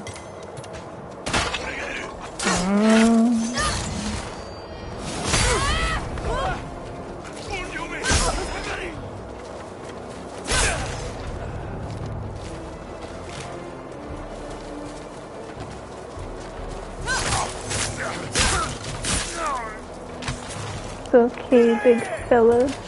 Oh. Hey, don't you dare. What you doing?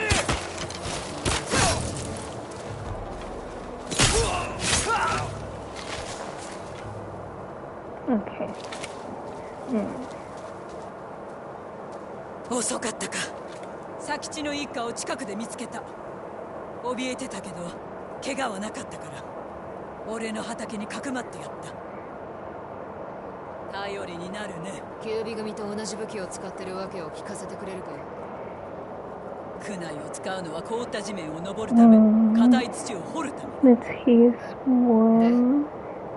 けどここの暮らしは辛くてね。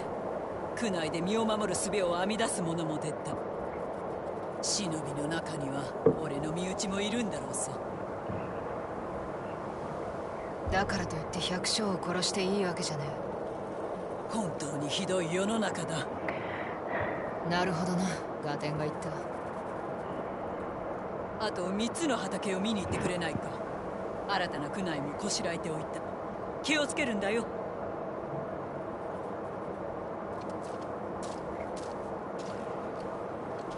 おあつ、クナイが欲しいのかい？素材は持ってきた？面倒事は避けるんだよ。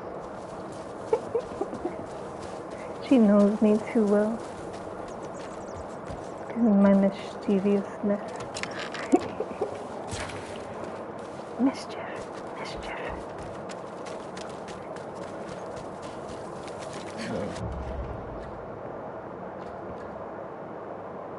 Wait, there was 4, now there's 5 total, because I just did one.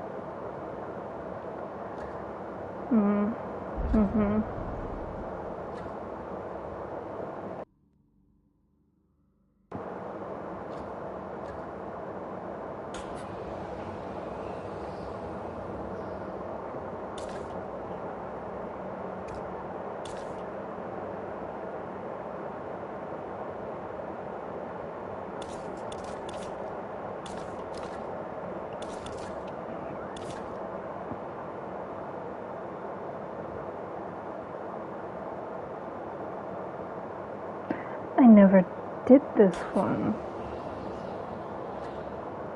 ちょっと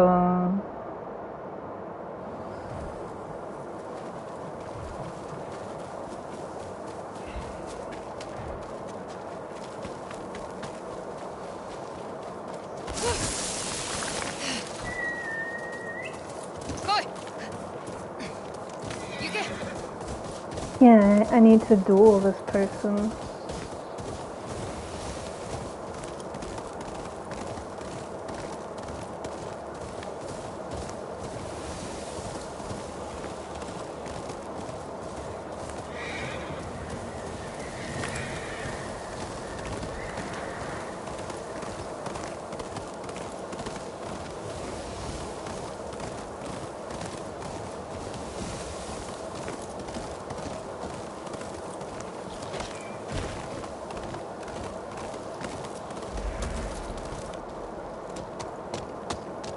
He's waiting.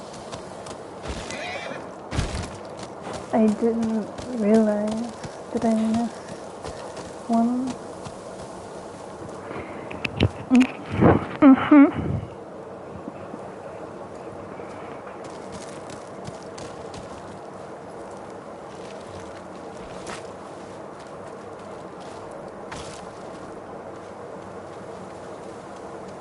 Beautiful.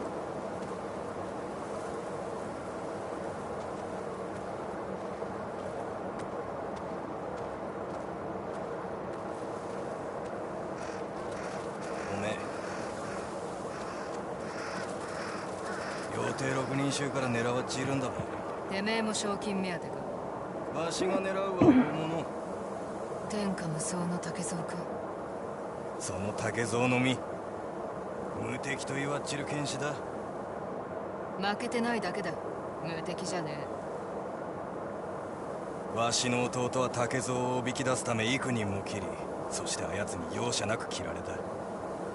おめえの賞金などどうだっていいんだ。弟の敵を撃ってやりてえ。心持ちはわかる。したらおめえを切らねばなんねわげもわがっぱい。竹蔵に挑んで勝つのはこのわしだ。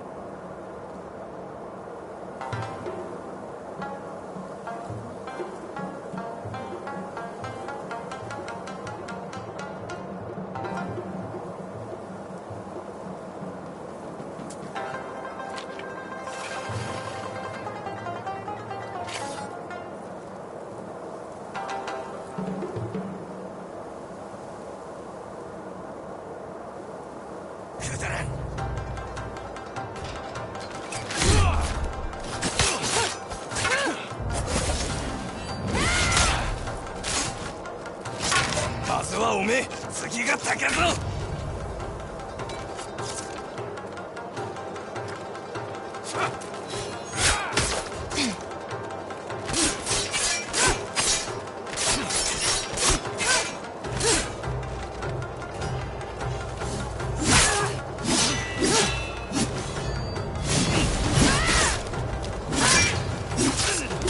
竹蔵は弟の仇。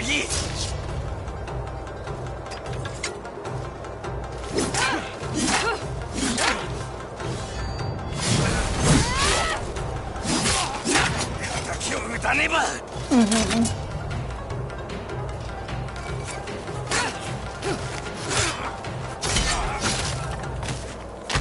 切り合わずに済んだもの。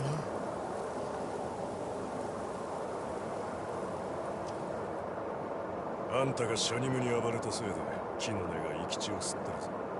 あいつら張り合いなかったか。竹蔵と戦いたい。だったら運がいい。あっちも意気込んで。てめえも弟子の一人か。ただの流浪人だ。似た者同士だ。川に沿って南へ進んでみる。その竹蔵が今か今かと待ってるとさ。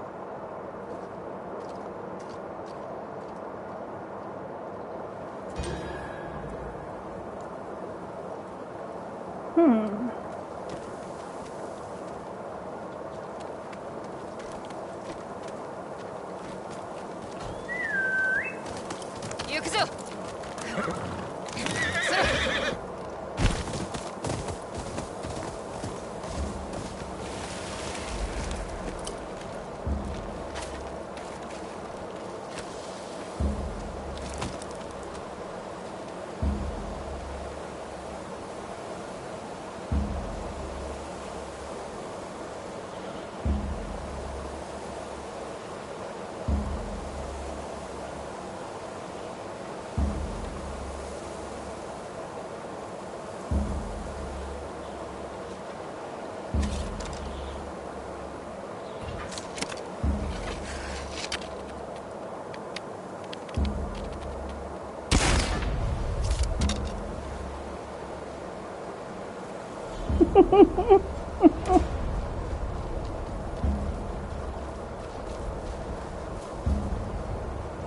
すぐ見つけてやる。すぐ見つけてやる。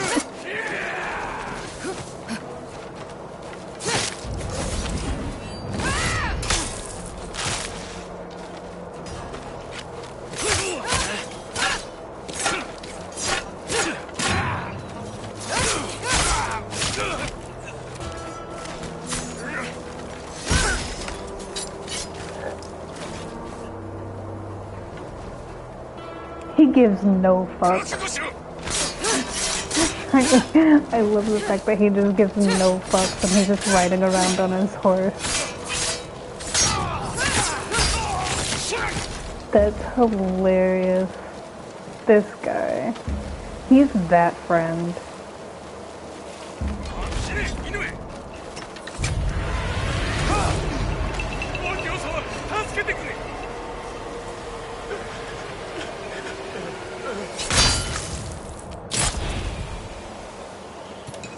That's for being a shitty friend.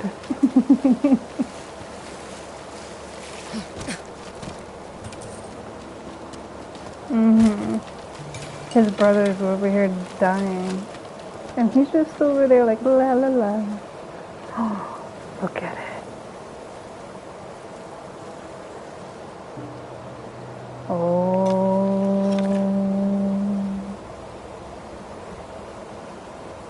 It's painted water.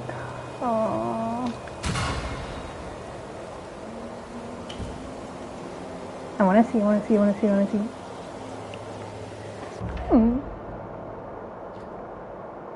Yes.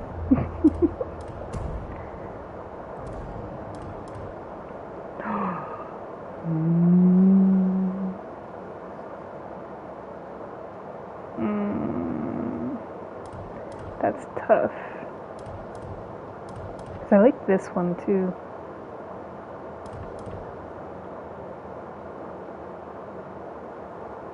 That's tough.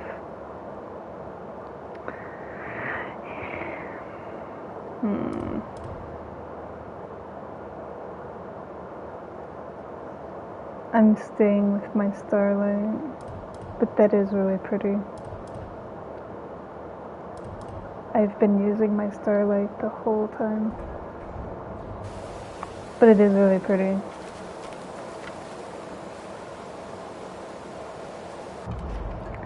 Okay, he said, yeah, okay. The big.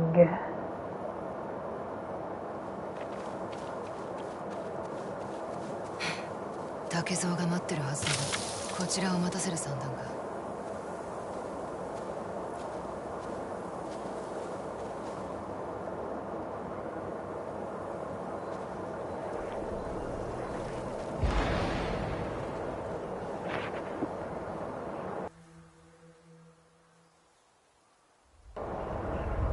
よ、来たか。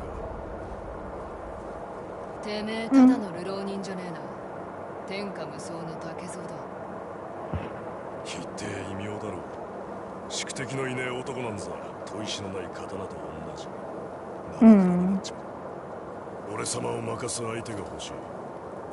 任したら奥義を得得できるか。もちろんだ。死ななきゃな。ついてこい。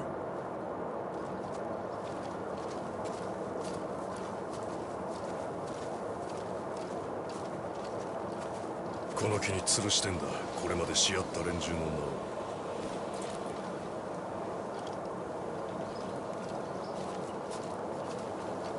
That part I was already aware of, but that's just because I know like a lot of Japanese mythology and like Bushido and stuff like that. し合った連中に当てて短尺を残した。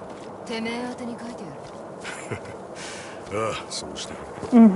Like basically the first duel that I had in the game. When I told you that, like, those are all the names on the tree. That's what I mean. It's all the people that each person that's dueling has fought.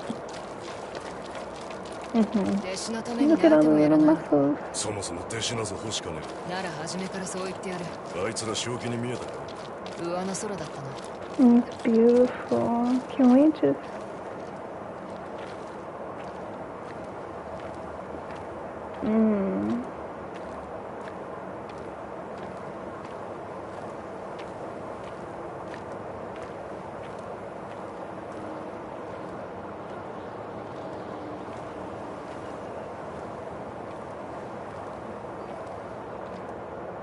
I'm sorry.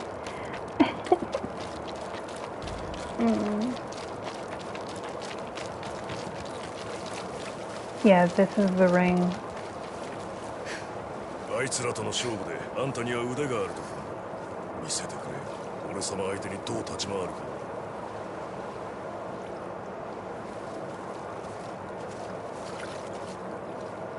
派手に行こうぜ。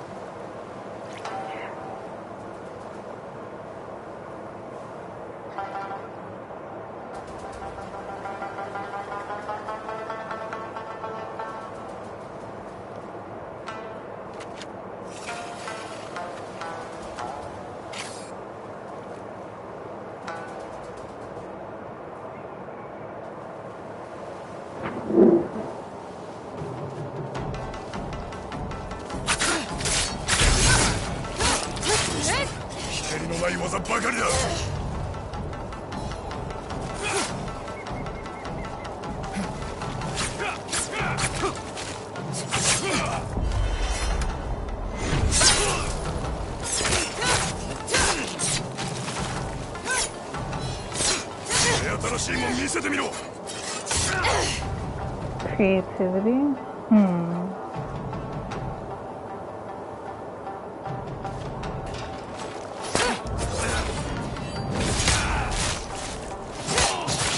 あるかねえな。やるな。見どころがあるぜ。だがよ、獲物がこいつなら。どうだ。船の貝。おいてめえ正気か。痩せ侍だとて剣は振れる。Anything can, yeah, anything can be a weapon. I learned that at a young age. You can pick up an equalizer from anywhere. Mm-hmm.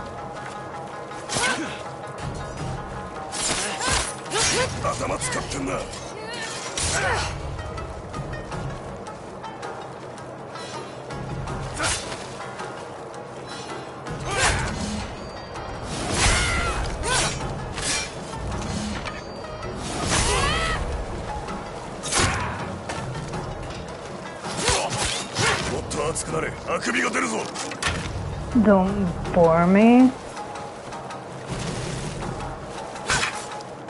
Who the fuck do you think you are?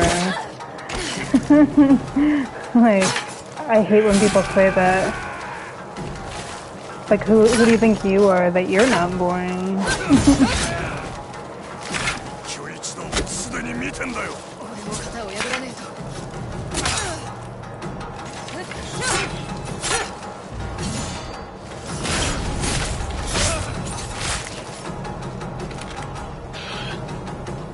Mm-hmm.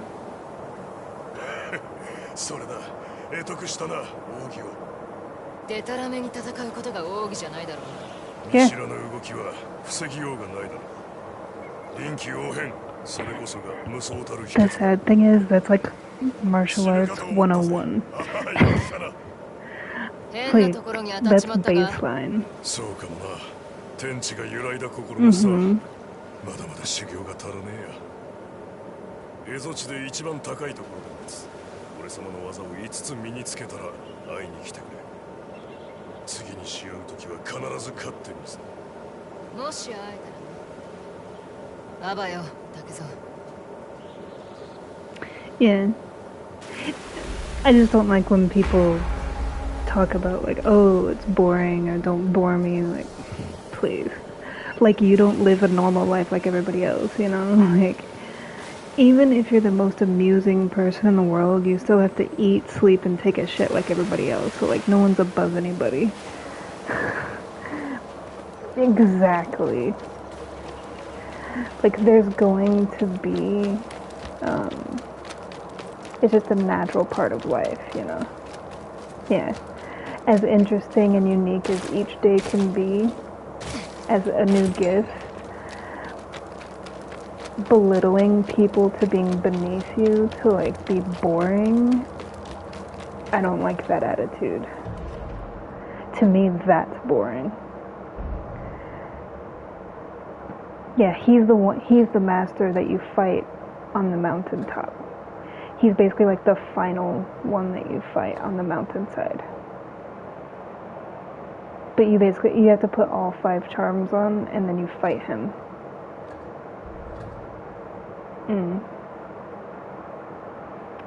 Yeah.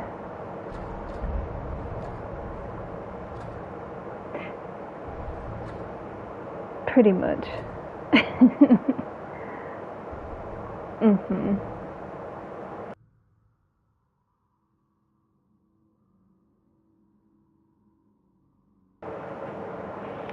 Yeah.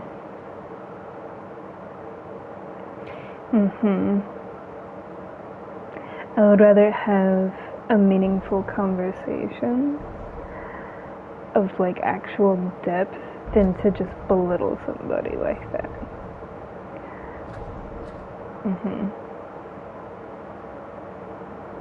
But that's what I always say, usually it's the people that talk about being bored that are the most bored. Think about the fact that he said, don't bore me, but the whole reason he wanted to fight me was because he basically wanted to die because he no longer felt like he had a purpose. But after fighting me, now he feels like he has a purpose and he wants to continue on and teach people.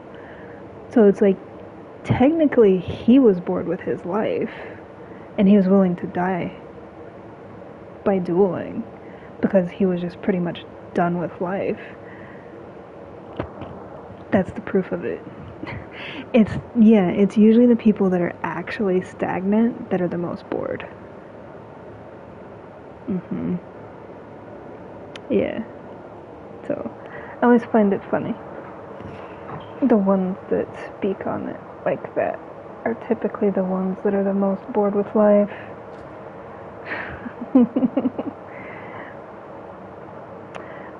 But only you can change that. No one else can change that for you.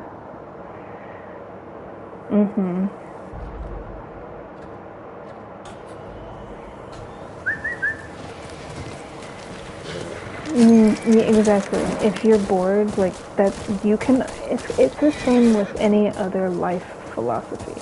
If you're depressed, if you're sad, if you feel inadequate, if you feel insecure, whatever negativity that you're feeling, only you can change it. It's not the external that is determining. It's you. Because people are people, and everybody is living their own life and being who they are. That doesn't make them boring. If you're bored, or if things feel too systematic,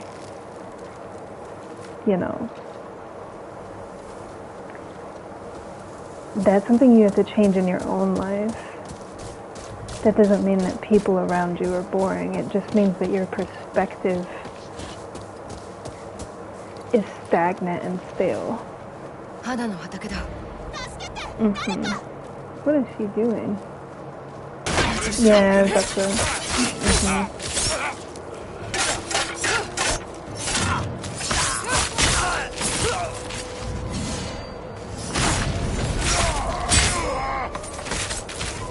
Are we done? Oh, he wasn't done falling yet.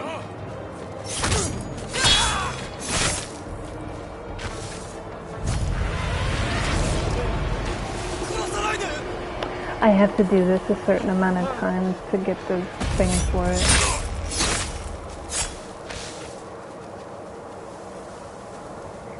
Play the wolf song. Why do we need to do that? Oh, okay. Didn't we kind of already kill most of them anyway? Yeah, I already killed them all. Look at the arrows sitting in the middle. In mid-air.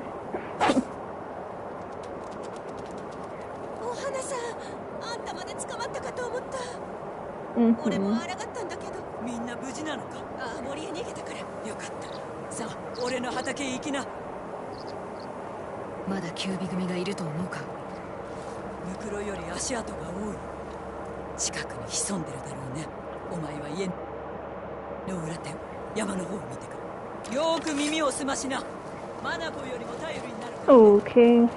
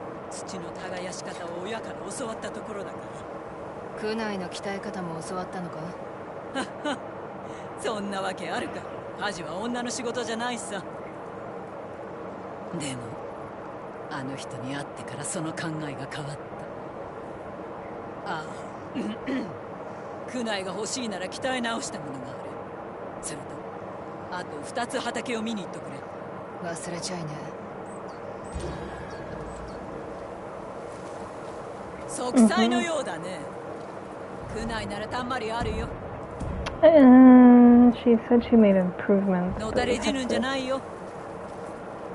He's standing like right over there. You did. Oh, yeah, it's just my own personal life philosophy.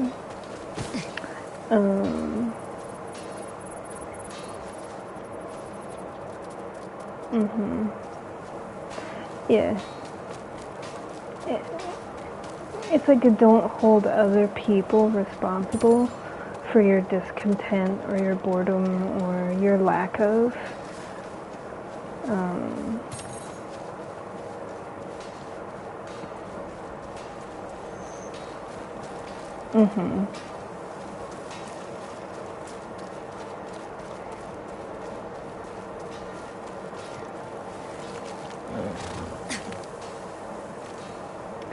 Yeah, because as interesting and fun and chaotic and unpredictable and wonderful as life can be, there's going to be things in life that are, just kind of systematic, You get up, you wash your face, you brush your teeth. We have to sleep, we have to eat, we have to go to the bathroom. Like, there's certain things in life that are going to be repetitive and necessary. But to hold other people accountable for your amusement or entertainment or interest, you're implementing your intentions on that person's life. If you resonate in the same vibration and, it's nice, then that's different, but not everybody does,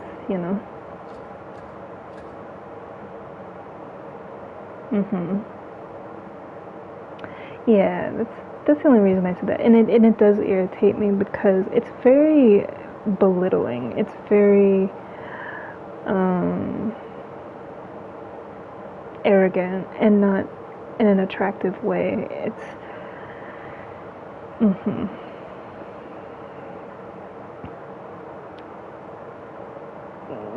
Yes, because you should always be focusing on your own path, your own betterment, your own journey, your own way, your own direction. If you're looking to others to fill that space, to amuse you or entertain you or to keep you interested or to satisfy some sort of loneliness or some sort of void in your life, you're never going to be happy. Because it's not other people's responsibility to cure loneliness, to cure, whatever lack you have in your life. They're living their life.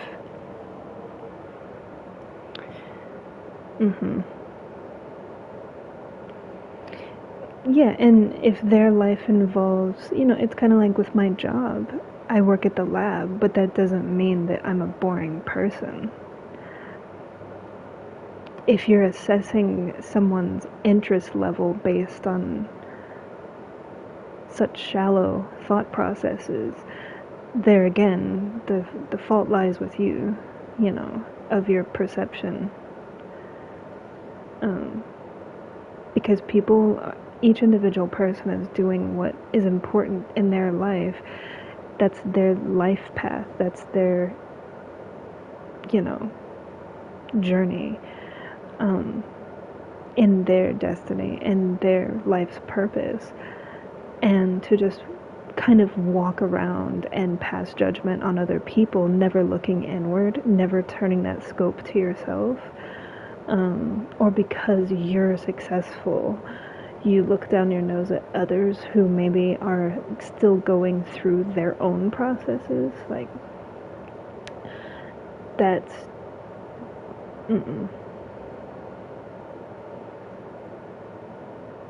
yeah, it's like lording over people. No one is in a position to lord over another human being because we are all equal human beings. So I get what you're saying.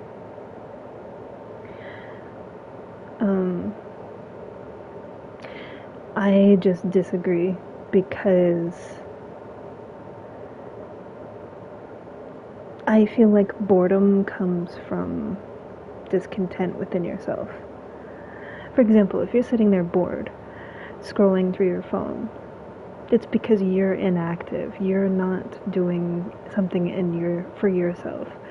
You know, you're waiting on someone else to entertain you, someone else to take away the loneliness, someone else to make you laugh, someone else to make love to, someone else to go places, you know. So until you start seeking your own happiness and fulfillment within yourself and loving yourself and doing for yourself, even when you come across someone who could be, you still are not going to be ready for that person because you haven't put in the work in yourself.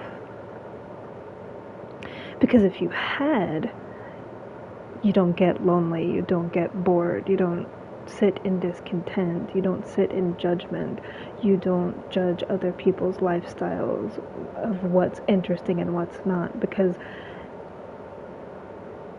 each person's life has meaning and purpose. As I said before, with the beliefs that I have and that I practice, each life is precious. So no one life is worth more or less than another's. Just because somebody gets up and goes to work every day 9 to 5 Monday through Friday doesn't mean that they're a boring person. You don't know what other aspects of their life there are. And to judge somebody based on only what you know about that person, that's, like I said, that's your own misinterpretation. That's your own lack of perception, because you're assuming solely based on all that you've seen, and passing off a person as being boring, or less than, when you don't even really know them like that, or even if you do, judging their lifestyle. Like, for example, I know people that they're content to just get up, go to work, come home, and they like the comfort of their home. They like feeling safe. They, you know, are they on the same journey and life path as me? No. But does that mean that their life is less than? Just because what brings them joy is different from me? No. So they're no less than.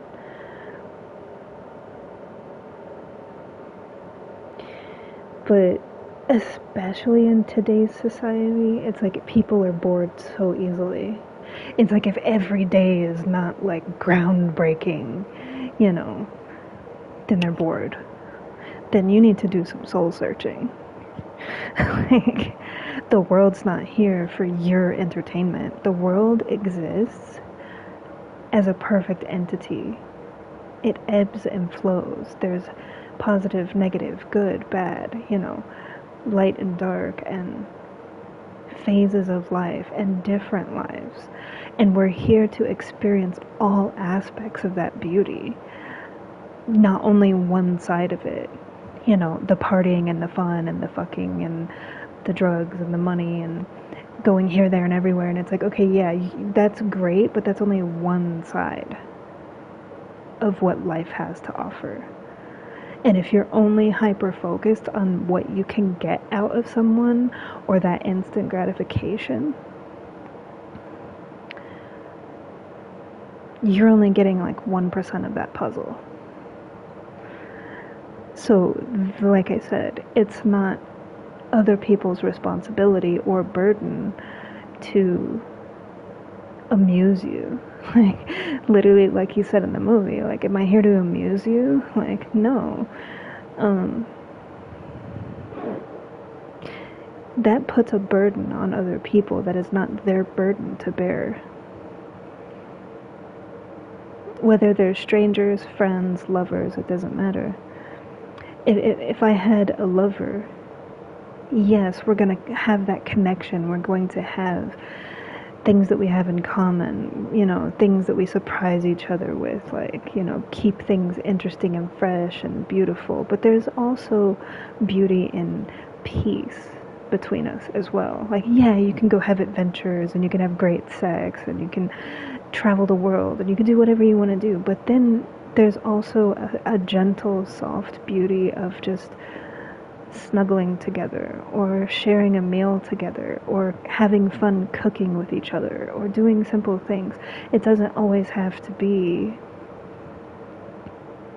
to the extreme, because it's about balance and that freedom of that balance. Because then you're putting an expectation on the relationship of like, well, if you don't keep me entertained, then I'm gonna get bored and just leave and go find somebody else to keep me entertained. That's putting the responsibility on the other person, because you're putting yourself above other people. So you're basically using people. People aren't here to be used, because they have their own lives and they're a living, breathing, perfect being just like everybody else is. So,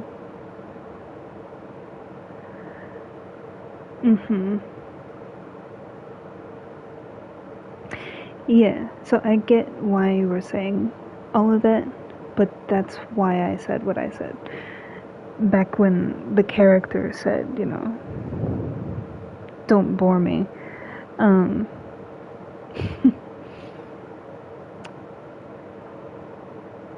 Yeah, like, I know that I'm not a boring person, but I also feel that no one in life is boring. It's all about your perception. Because everybody has a different idea of like what's entertaining for them. However, it's not the responsibility of people to entertain you with their lives. That's a massive lack in ego. Because your ego is so high that you have this expectation on other people.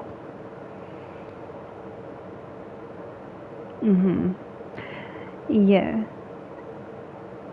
I used to have a friend that was like that, and I was like, if you're bored, then you need to learn a new language. You need to find a hobby. You need to do something with yourself. You need to discover interests and travel or walk outside your door and discover new places, whatever it may be. But to call your friends on the phone and expect them to just come over and entertain you and hang out to keep you amused, that's not okay. It's fine for friendship because you want to hang out and be with somebody, but if you're that lonely and bored, you've got a lot of work to do on yourself, because it's not up to everybody else just because you get bored and lonely.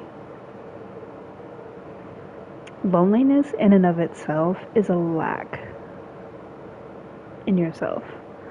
It means you're not content with yourself enough, and you don't love yourself enough, and you probably don't spend enough time with yourself. Ironically, people get lonely when they're alone, right? The irony is, all that time that you're spending alone, you could be spending doing for yourself. Discovering new interests, new hobbies, new places, new things, learning things, discovering new things about yourself. There's so much more to life than just sitting in front of a TV and then claiming that you're bored and lonely. Like, well, that's why. Because that's what you do with your life. You have to get up and discover yourself.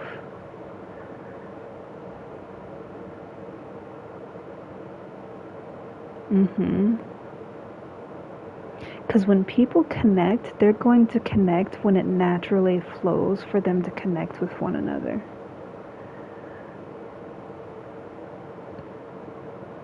if you're dependent on that connection because you're discontent otherwise, that's a serious lack.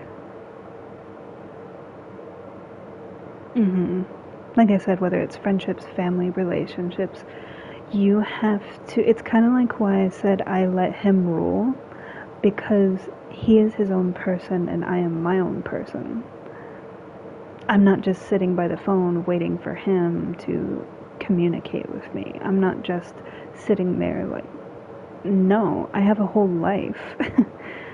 I go to work, I dance, I practice martial arts. I have a million random things that I do in my life that I enjoy, that bring me peace and joy and happiness.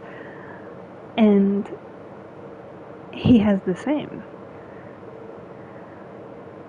But if you're just sitting around with expectation, waiting for someone else to fix your problems for you, or amuse you, or entertain you, or cure your loneliness, only you can cure that.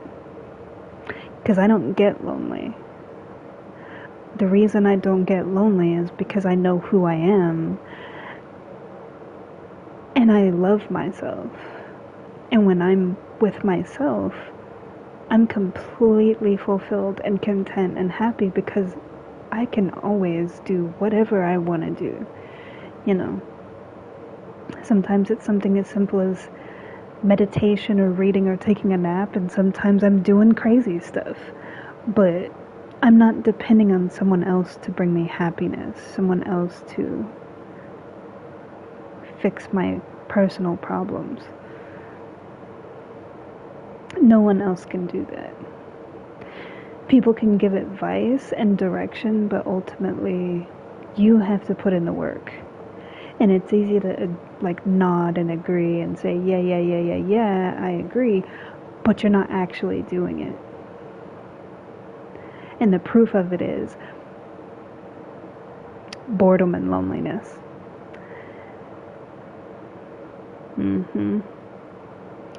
So at the end of the day, you only have yourself to blame for that, because it's no one else's fault. And that's just the case in life. No one else is ever at fault for your life condition, your human condition, because that is your individual life, your personal experience.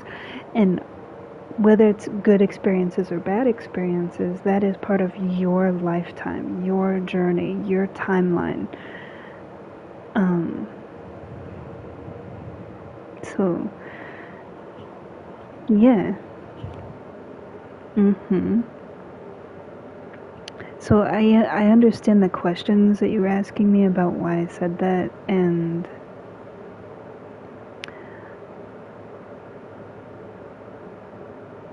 I get that you're coming from a perspective, because I also know you, so I know that like you get bored easily. But I will tell you, boredom is an internal issue, not an external issue. Therefore, it cannot be solved externally by other people. Only you can solve that problem. If there's someone you want to share things with, because you love them and care about them and you want them to be a part of those experiences, that's beautiful. But to put that expectation on someone, like they have to fix your loneliness, they have to fix your issues, that is just using somebody. And at the end of the day, if you haven't done the work on yourself, you're gonna get bored with everybody that you're in a relationship with. It's going to be a repeating problem because you have not done the work for yourself. Because every person that you're with, you're looking through the lens of like they better be entertaining, they better be amusing, they better keep me interested. You're the common denominator, you're the common factor that's actually the problem. And you've probably thrown away tons of people that were amazing human beings, but because of your misconception,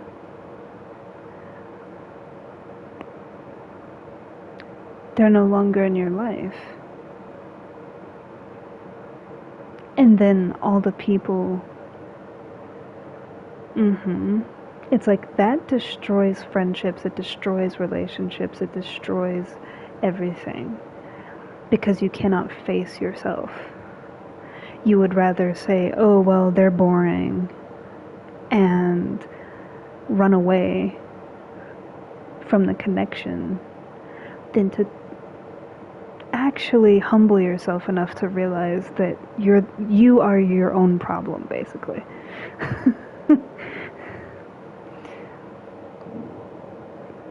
And 1,000 people are not going to cure that problem. You could date and fuck a different person every week and think that that's wonderful because you have a different person every time. But ultimately, no matter how many people you devour, you're still left with the same issue until you face yourself.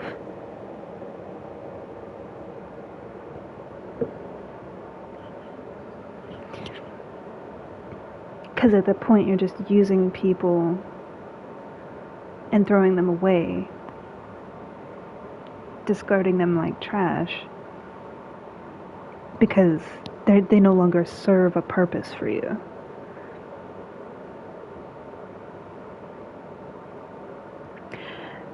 That is the worst kind of cruelty that there is. Because it's not just physical, it's also emotional and mental, and that's using someone on like the worst level.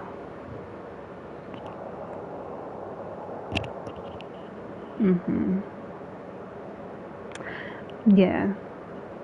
That's just my philosophy, because I find it to be very cruel to pacify people like that, to look down your nose in arrogance of, you bore me, fuck you. Like, that's why I said, like, fuck you, like, who the fuck do you think you are? What do you do in your life that's so much better than anybody else? And even if you do things that are fun and interesting, you still have to eat, sleep, and shit like all the rest of us. You still gotta put your clothes on like the rest of us. You still have lessons to learn in life just like the rest of us. You still have a path just like the rest of us. So you are no better than anybody else to be ascertaining and... No. If someone is not on your wavelength or on your frequency and you're like, we don't really mesh well, that's one thing. So it's like, okay, you're kind of going this direction, I'm going this direction. That's okay. We go our separate ways. But to insult somebody's life, it's like you can gracefully bow out without having to be cruel or insulting to the person. Like talking down to them or talking down to belittling their life, belittling who they are. They are not less than just because it's not what you want, just because it's not what you like. That doesn't make them less than. That doesn't make them boring.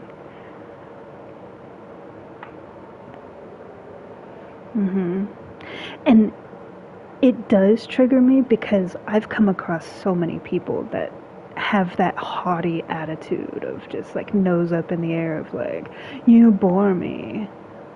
Bitch, really? You want some entertainment? Because I could show you some entertainment, but you won't like it. It's gonna humble your ass real quick. Don't test me. I don't play that I'm better than you bullshit with people. I shut that crap down really quickly. Because we are all imperfect, beautiful beings on this planet. And everyone comes from a different background, a different life. They have a different mind and a different heart and a different journey, and everyone has a different destiny and a different purpose. How dare you reduce somebody to, oh, you bore me. That bores me. Because I've gotten kind of close to some of those people, and I can tell you they're the ones that are actually boring, because they just sit around and wait for things to happen. Of like, oh, let's go over here, let's go over there. You know, like they basically wait for people and things to entertain them. They use people in relationships. They use them for pleasure, they use them for sex, and then when they get bored with it, they throw them away like trash. That is more disgusting than anything.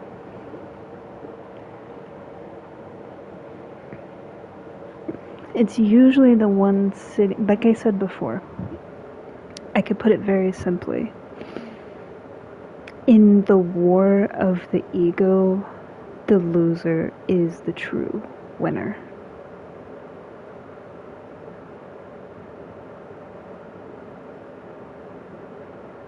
So yes, they might dismiss you and brush you off and, you know, in that arrogant, disgusting manner that they do. However, ultimately, the irony is they're the ones that end up alone. They're the ones that end up truly bored because you've hurt and pushed away genuine good people for the sake of your own ego. And now you are left with nothing but yourself.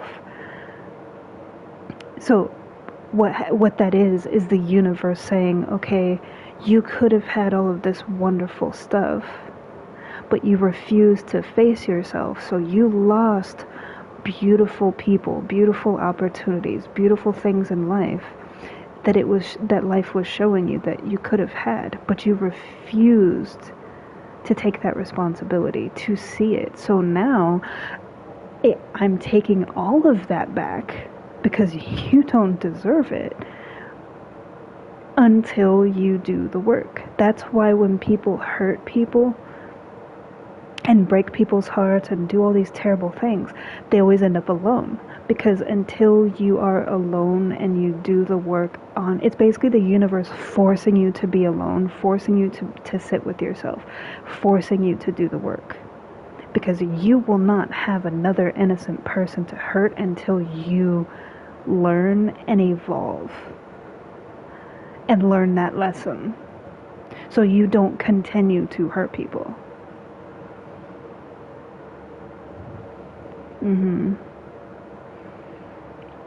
Because you're just going around breaking hearts, using people, doing all these disgusting things, and throwing people away. So it's like until you change, until you learn the lesson, you will be alone. Even if you're married or in a relationship, you will be alone with yourself. You will be discontent because you refuse to learn the lesson. And it will keep getting put in front of you until you do. Because the universe is not going to keep giving you innocent people to hurt. It's like you've hurt too many people that didn't deserve it.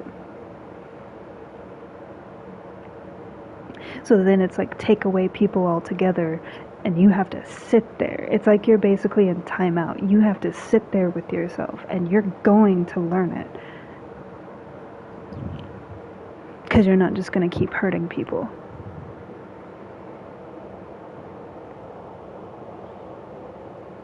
Exactly. Because, and the stupid thing is, it's such a simple lesson to learn. It's literally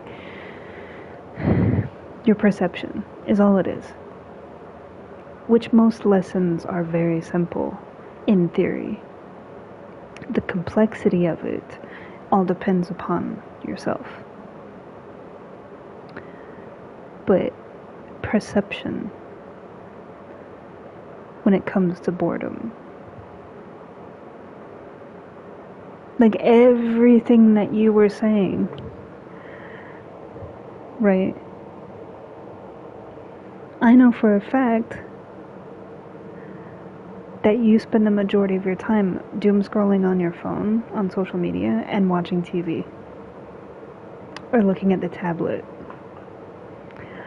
That's why you're bored. You're not bored because your boyfriend doesn't keep you interested, or you don't go to enough places, or you don't have somebody to talk to, or the sex is boring. Like, it has nothing to do with your boyfriend. It has nothing to do with your friends. It has nothing to do with your job or the place that you live.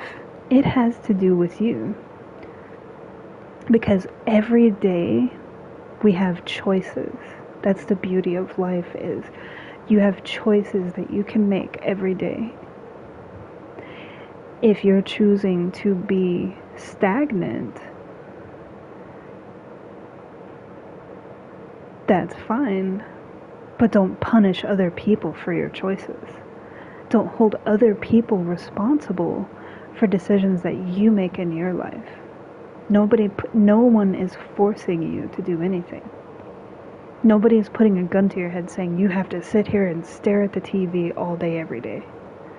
You choose to do that.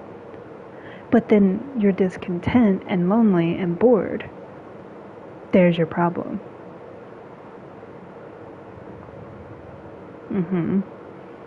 Yeah. It's like people say that I'm crazy because I'm always wild and free and busy and doing a million things. But I also have balance in my life of just dancing or meditating or reading or sleeping or whatever. Going for long walks and stuff. But because they don't see that, they think that my life is chaos 24/7. There again, it's a misperception. But I'm not here to explain my life to people, to justify how I live my life. I'm here to live it. So, because one of my friends tried to hurt me, and she was like, the reason you'll never have a relationship is because you're too busy, you do too much. You wouldn't ever have the time for a relationship. That's not the case. But I'm also resonating in self-love. I'm not codependent on other people. If you're that codependent and needy and using people to keep you interested, that's not a relationship. That's not love. That's basically using somebody to fill a space so you're not alone. That's not what love is.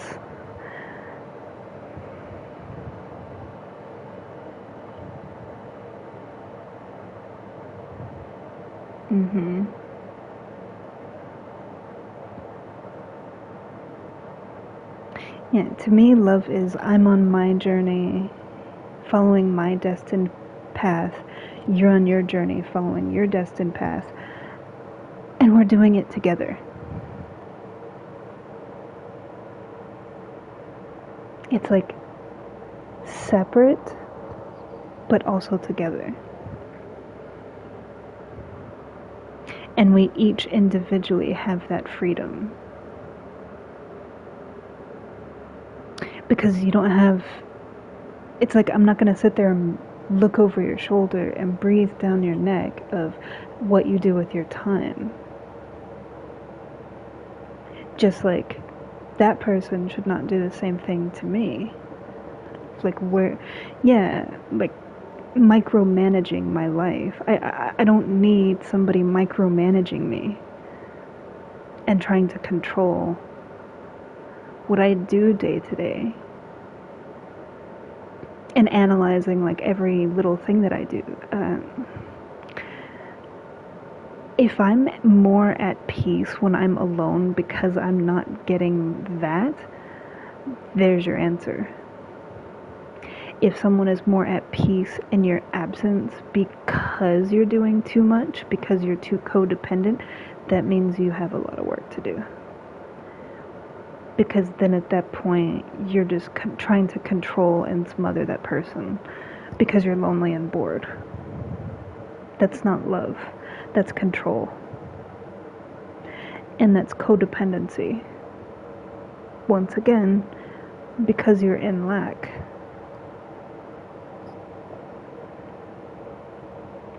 You don't need a relationship, you need to work on yourself. People think they need a relationship because they're bored and lonely. If you're bored and lonely, a relationship is not the answer. Working on yourself and loving yourself is the true answer. Because when you're doing those things that you love and you're being your true authentic self and you're glowing and resonating in that self-love, that's when the right person is going to come along. Because they resonate on that same frequency. But if you're constantly chasing and chasing and chasing and chasing and chasing and, you know, when you do, it's like you're smothering and smothering and smothering, like, you're never going to be happy. And you're going to run off any decent person in your life.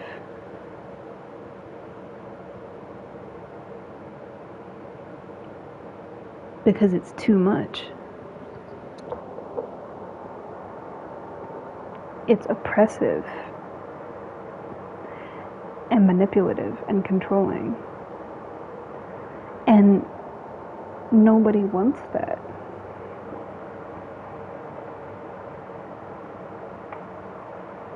Mm-hmm.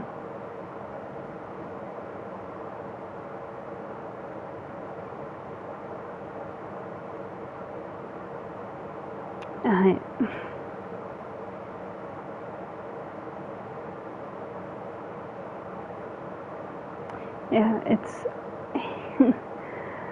I understand all the points that you're making as well, because I get where you're coming from. I really do.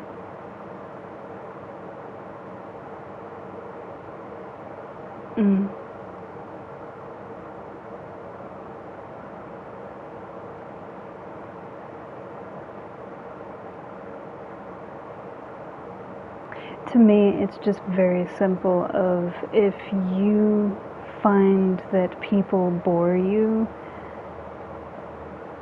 that's not the other person's problem. There's not something wrong with them. It means your perception. Mm-hmm.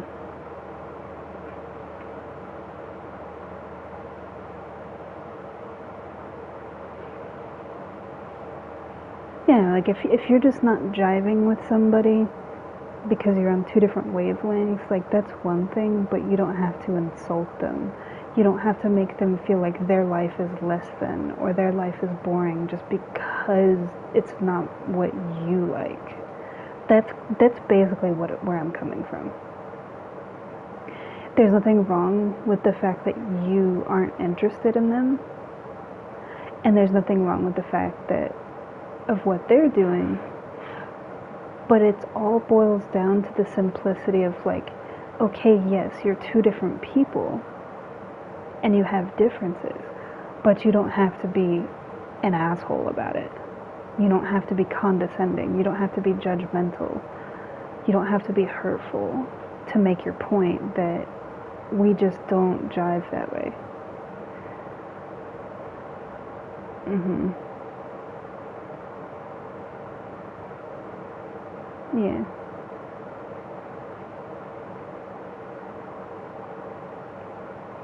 Oh, it did? Okay. Give me a second then.